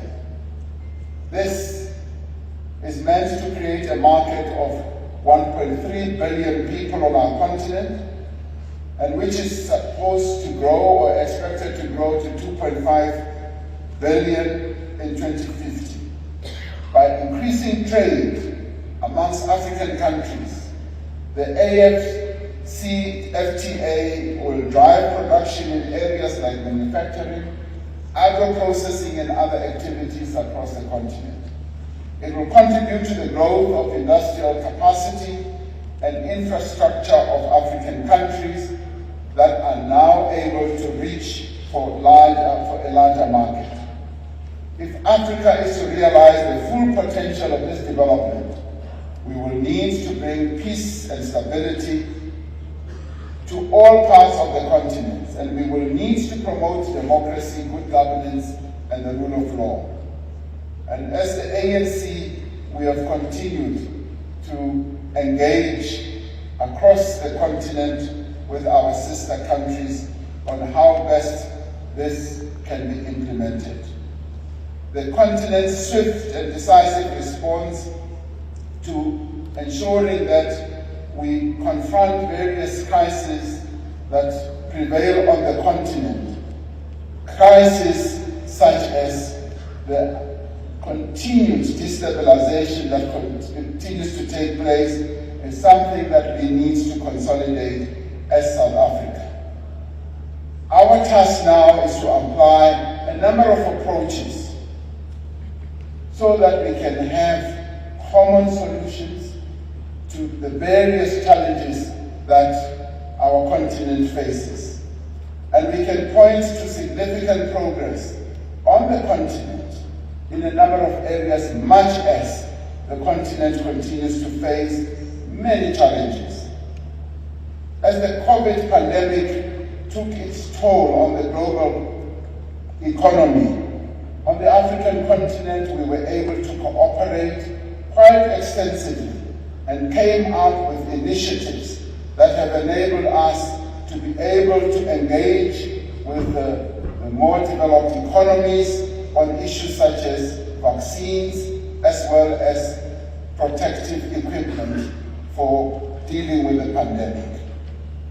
The conflict in Ukraine has continued to deepen the global crisis that we face, and on the African continent we also facing the effect of that conflict through the rising fuel prices as well as food shortages.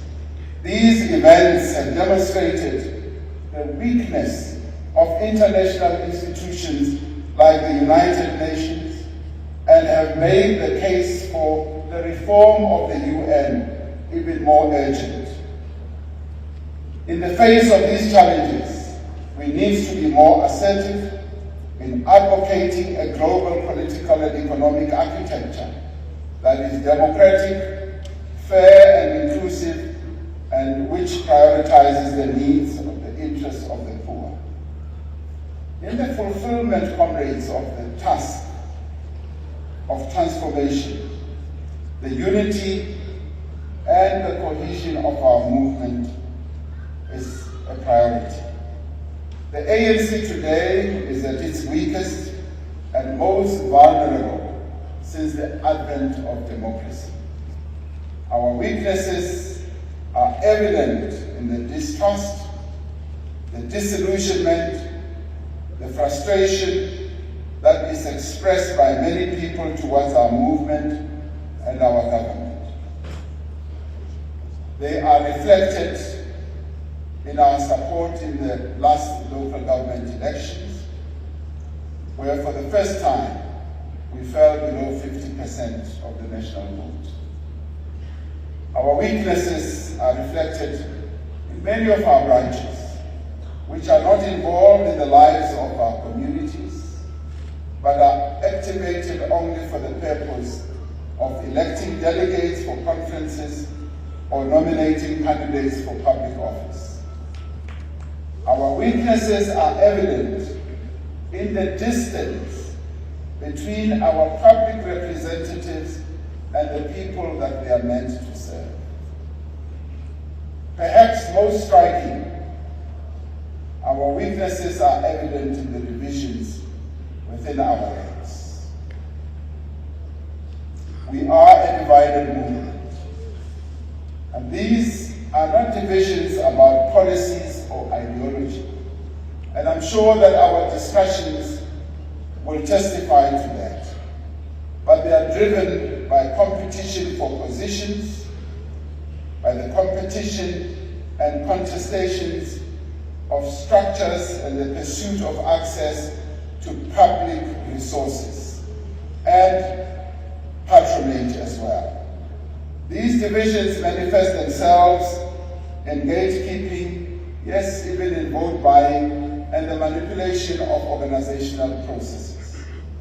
These divisions are manifested through all these challenges and problems that continue to debilitate our organization from serving the people of our country effectively. These weaknesses in our organizations, however, are felt beyond our structures. We can see the impact of our divisions and faults in our alliance partners and in formations of broader democratic movement. We can see how our divisions have also weakened governance in many areas, have undermined public institutions, and have hampered maintenance of infrastructure and provision of services. These were among the challenges identified at the 54th National Conference, and which informed the firm decision of that conference to embark on a program of fundamental renewal and rebuilding. Despite trying circumstances, the ANC is showing signs of renewal, and we are continuing to forge unity around several issues. We've been able to make progress around the processes of organizational rebuilding, where our branches were able to hold their BGMs in the midst of the pandemic and undertake campaigns in the communities. It is significant that as we prepared for this conference, around 3,200 branches were able to hold their meetings. The Letsema campaign has seen our members move out and engage communities. Letsema is about grounding our movement among the people, ensuring the people can once again trust us to be a champion of the poor, to be a champion of the vulnerable, who work with them to improve their lives. We have also seen progress, yes, in rooting out corruption and ill discipline within our ranks and beginning the process, difficult as it is, of tackling factionalism. We have implemented several of the conference resolutions on corruption and wrongdoing. As we have done this, we have witnessed concerted attempts, yes, to continue to destabilize our organization by forces intent on pursuing narrow interests. This has taken many forms: the distortion of organizational processes, serious acts of social instability and criminality, and sustained propaganda campaigns. This is the work of forces both within our own ranks and outside our movement that are threatened by the process of renewal and rebuilding. We have said, comrades, that the delegates to this conference carry the weight of history. That is because from this conference must emerge policy proposals that, as the leaders of COSATU and the SACP were saying, must advance the NDR and put it back on track. From this conference must emerge policy proposals that will drive forward the radical economic and social transformation that is required to achieve a better life for all. Our first task must be to complete the fundamental renewal of the African National Congress and reposition it as a united, principled, disciplined and popular and effective agent of change. The renewal of the ANC requires that we build our branches as agents of change, and the renewal of our movement must be centered around, yes, our branches, our members, and communities that our branches serve. That is where change must take place in a visible and meaningful manner. Structures must be rooted in their communities, and their activities and campaigns must respond to the concerns and the needs of our people. We're already seeing the return of these practices through the Letsema campaign, which have been taken up by a number of branches. We must earn our role as the leader of society. If the leadership of the ANC is not respected, we cannot lead society. Leadership is earned by showing the people that we respect them, we respect the laws of our country, and conduct ourselves with humility and integrity. To renew the ANC, we must be able to end a number of bad practices that have seeped into our organization. This requires, amongst others, that we fully implement, yes, our 54th conference resolutions. On this, there can be no going back and there can be no compromise. We cannot abandon our principled positions, for instance, on issues such as corruption in pursuit of a false unity. Our movement must be united around our values and our mission. It must be united against corruption, patronage, and against factionalism. The people of South Africa will not forgive us if we abandon the correct positions that we have taken on confronting wrongdoing within our own ranks. As we chart the way forward, comrades, we must clarify our positions on the number of issues. For instance, on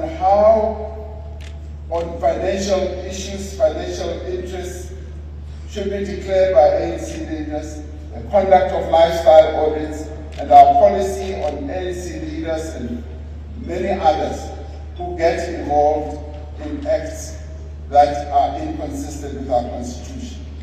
Recruitment of members must be accompanied by effective induction, political education, and the involvement of new members in local programs that advance the interests of our people.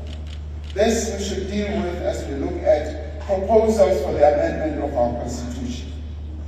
We must also build a more youthful organization.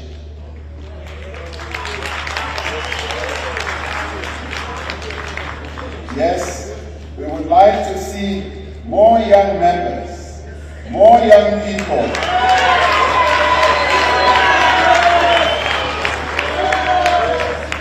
The ANC needs to replenish itself, drawing more young people into its ranks and into leadership structures. Now, as we applaud the revival of the ANC Youth League is critical for our movement. We must have a cohort of young people, and listen carefully. Listen carefully.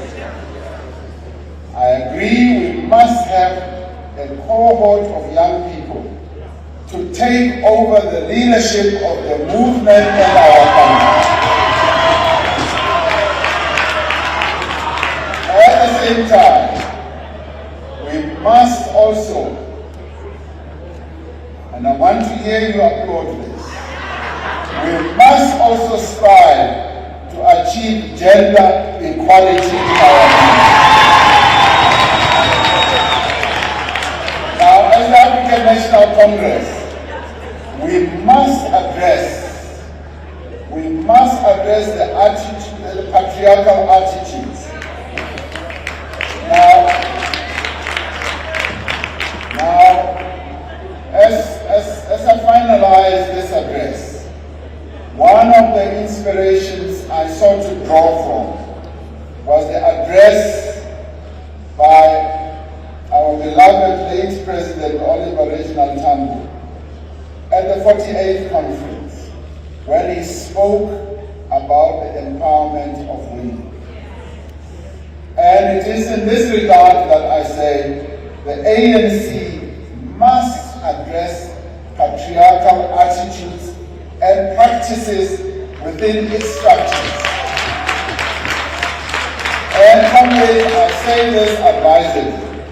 As we were going to the local government elections, and when we needed to live up to our policy of gender equality, we often found that women were being relegated to the back. And this must come to an end. We must make sure that there is equality between men and women. And we should not give lip service to this program. It must be for real. Yes, as we look to rebuilding our movement, we must conclude our discussions on the reconfiguration of the alliance. Comrade Soli and Comrade Losi may not have mentioned this, but one of the challenges that we face in making the alliance much more effective is addressing this issue of the reconfiguration of the alliance. And I'd like to see this conference, when we deal with our organizational issues, to look at what a reconfigured alliance is likely to be like. This cannot be an abstract discussion, but must be informed by our common responsibility to address the many complex challenges that confront the people of our country as well as our continent. We need to defend and deepen our commitment to non-racialism. Comrades, non-racialism is a fundamental principle of the ANC. It's a principle that lies at the heart of our objective to build a South African nation with a common patriotism and loyalty. We must build non-racialism within our movement, and we must also build it in society, so that when people look at our movement throughout its structures, its leadership cohort, they must see that we are indeed adhering to the principle of non-racialism, which Comrade Jesse Duarte continued to harp on. Let us do so even at this conference in honor and remembrance of Comrade Jesse Duarte. Our second task is advancing the NDR, is to accelerate far-reaching economic reforms and stimulate growth. Our focus must be on addressing unemployment, which is a necessary condition for economic growth. Now, comrades, on this one, we all know the real challenge in our country. I would prefer, when we close this conference on Sunday, to have heard real concrete proposals that should come from this conference on how we should address unemployment. The people of South Africa would like to hear the African National Congress coming up with plans, coming up with proposals on how we are going to address unemployment. Comrades, if we don't, we will have failed the people of South Africa. I raise this as an overriding challenge to all of us, because addressing unemployment and poverty will improve social and political stability. It will allow individuals to achieve their potential and enable economic growth. We need to appreciate the extent of the economic crisis that confronts us and develop policies. And comrades, if in doing so, we need to look at the structure of the economy. The structure of our economy has remained the same since 1994. Let us closely look at that structure and ask ourselves whether the structure of this economy can indeed lead us to addressing unemployment, or whether we need to change the structure of this economy. And if we need to do so, how should we do so? That is the challenge that I put before you. Our third task is to build and implement a durable social compact for growth and transformation. It was a clear directive from our conference and the January 8th statement that this must be one of our foremost tasks.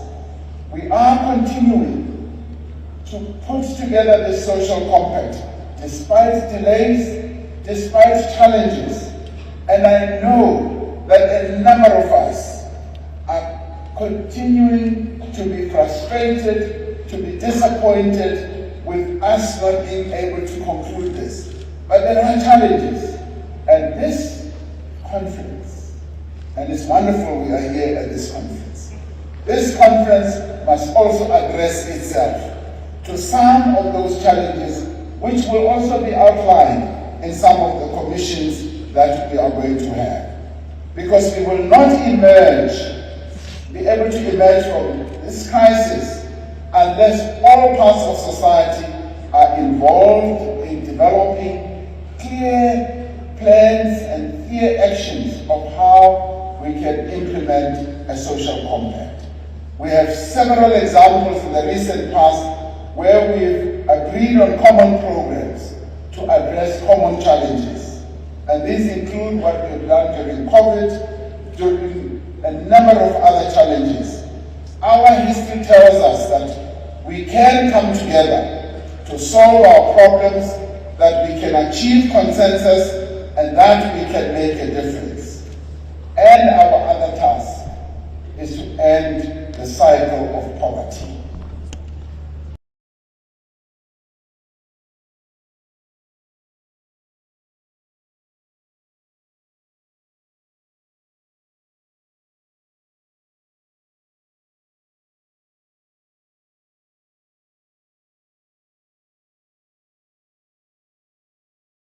Are faced with, not only because of COVID, and some of this persisted even before COVID.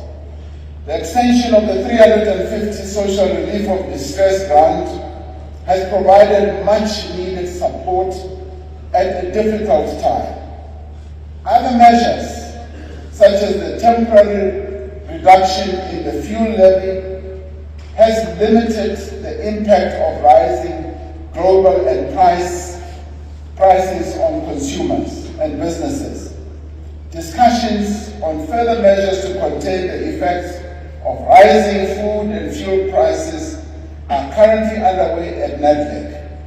But this policy conference needs to look beyond these short-term measures.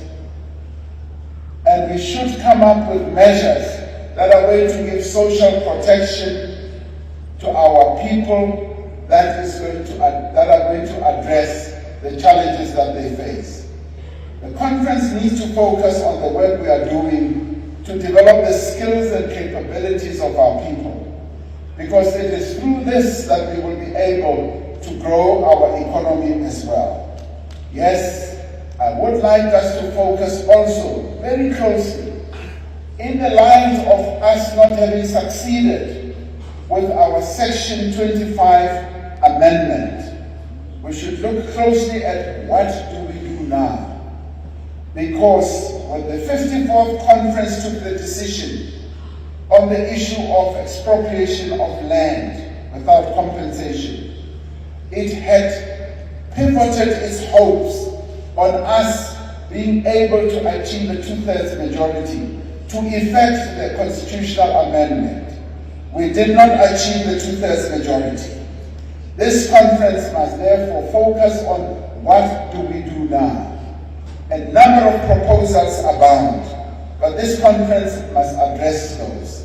We need to tackle a number of other issues which were decided by the 54th conference and look at how practical we can implement them more practically. Our fourth task is to deepen our efforts to empower the women of South Africa and make sure that their economic and financial position is much more enhanced.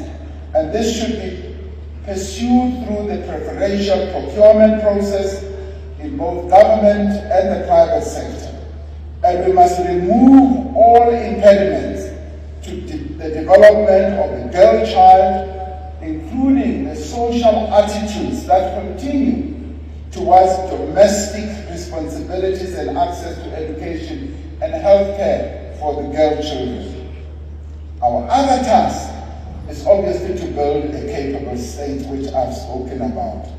We need committed, diligent, capable, and ethical public servants who are at the heart of a developmental state.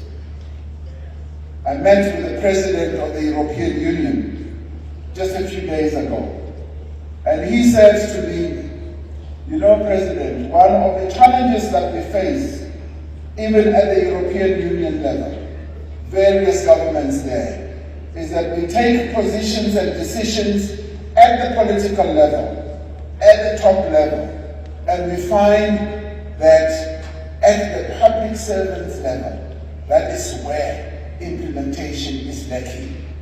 I said that is precisely the challenge and the problem that we are also going through. And he said, I'm glad you are also going through the same problems. Let us find ways of unblocking that logjam. Because truth be told, comrades, that is where our problem is. We need, therefore, to resolve this problem and empower our civil servants, our public servants, to be able to implement the decisions that you will take here as the governing party. This is where the real challenge is. Our other task is obviously to contribute to peace and stability and development on our African continent. And we must continue playing our key role as South Africa in enhancing peace and stability on our continent, and that is where we continue to play a key role in areas such as the DRC and also in Cabo Delgado in Mozambique. And also, we cannot and should not rest while a part of the African continent, Western Sahara, remains under colonial occupation. We must come up with further ideas on what we do now. Nor can we accept that the occupation and oppression is to be the fate of the people of Palestine in perpetuity. At the AU level, there is now a massive move, yes, to recognize or to give the state of Israel an observer status at the AU level. And that is threatening to divide the AU and the continent. This conference must discuss this matter and see how best we address this. Obviously, in the end, we need to address all these challenges. The 6th Policy Conference has a clear responsibility, as I conclude, to debate and develop all these proposals so that when we go to our 55th conference, we are armed with clear recommendations, not wishy-washy recommendations, but clear recommendations that are coherent, that we will put forward. But that is not all that we should expect from this conference. From this gathering, we need to send a clear message of the intent of our movement, a clear message, comrades, that we are committed to the renewal and the revitalization of the African National Congress, that we will allow nothing and no one to stand in the way of the restoration of the values and principles of this glorious movement. A clear message that our foremost priority now is to create jobs for our people. From this gathering, we must make a call on ANC members and leaders to take personal responsibility for the rebuilding of the ANC and not the destruction of the African National Congress. I repeat, each one of us, as leaders and members, we must take personal responsibility for the rebuilding of the ANC and not its destruction. We call on all branches, the structures of our movement, to dedicate themselves to the fundamental tasks that our movement has identified.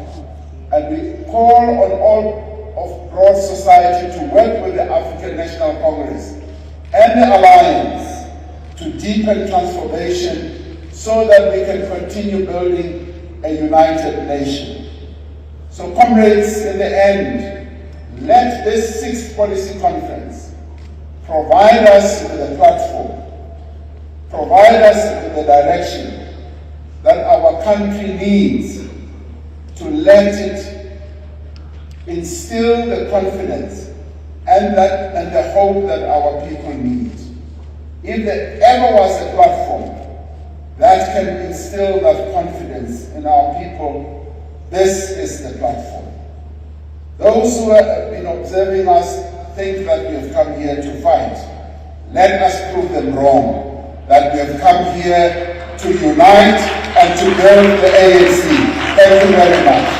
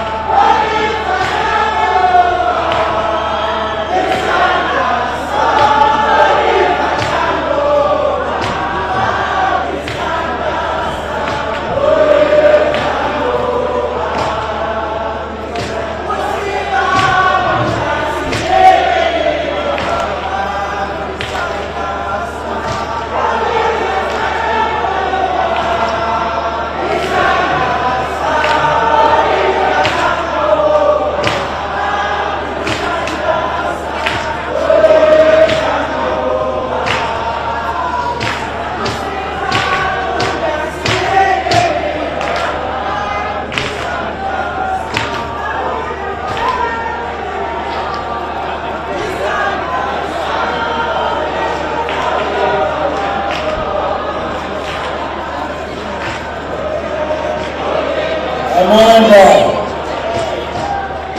away, Joe. Amanda.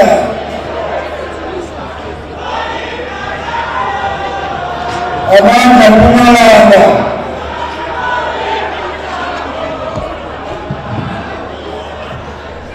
Amanda, if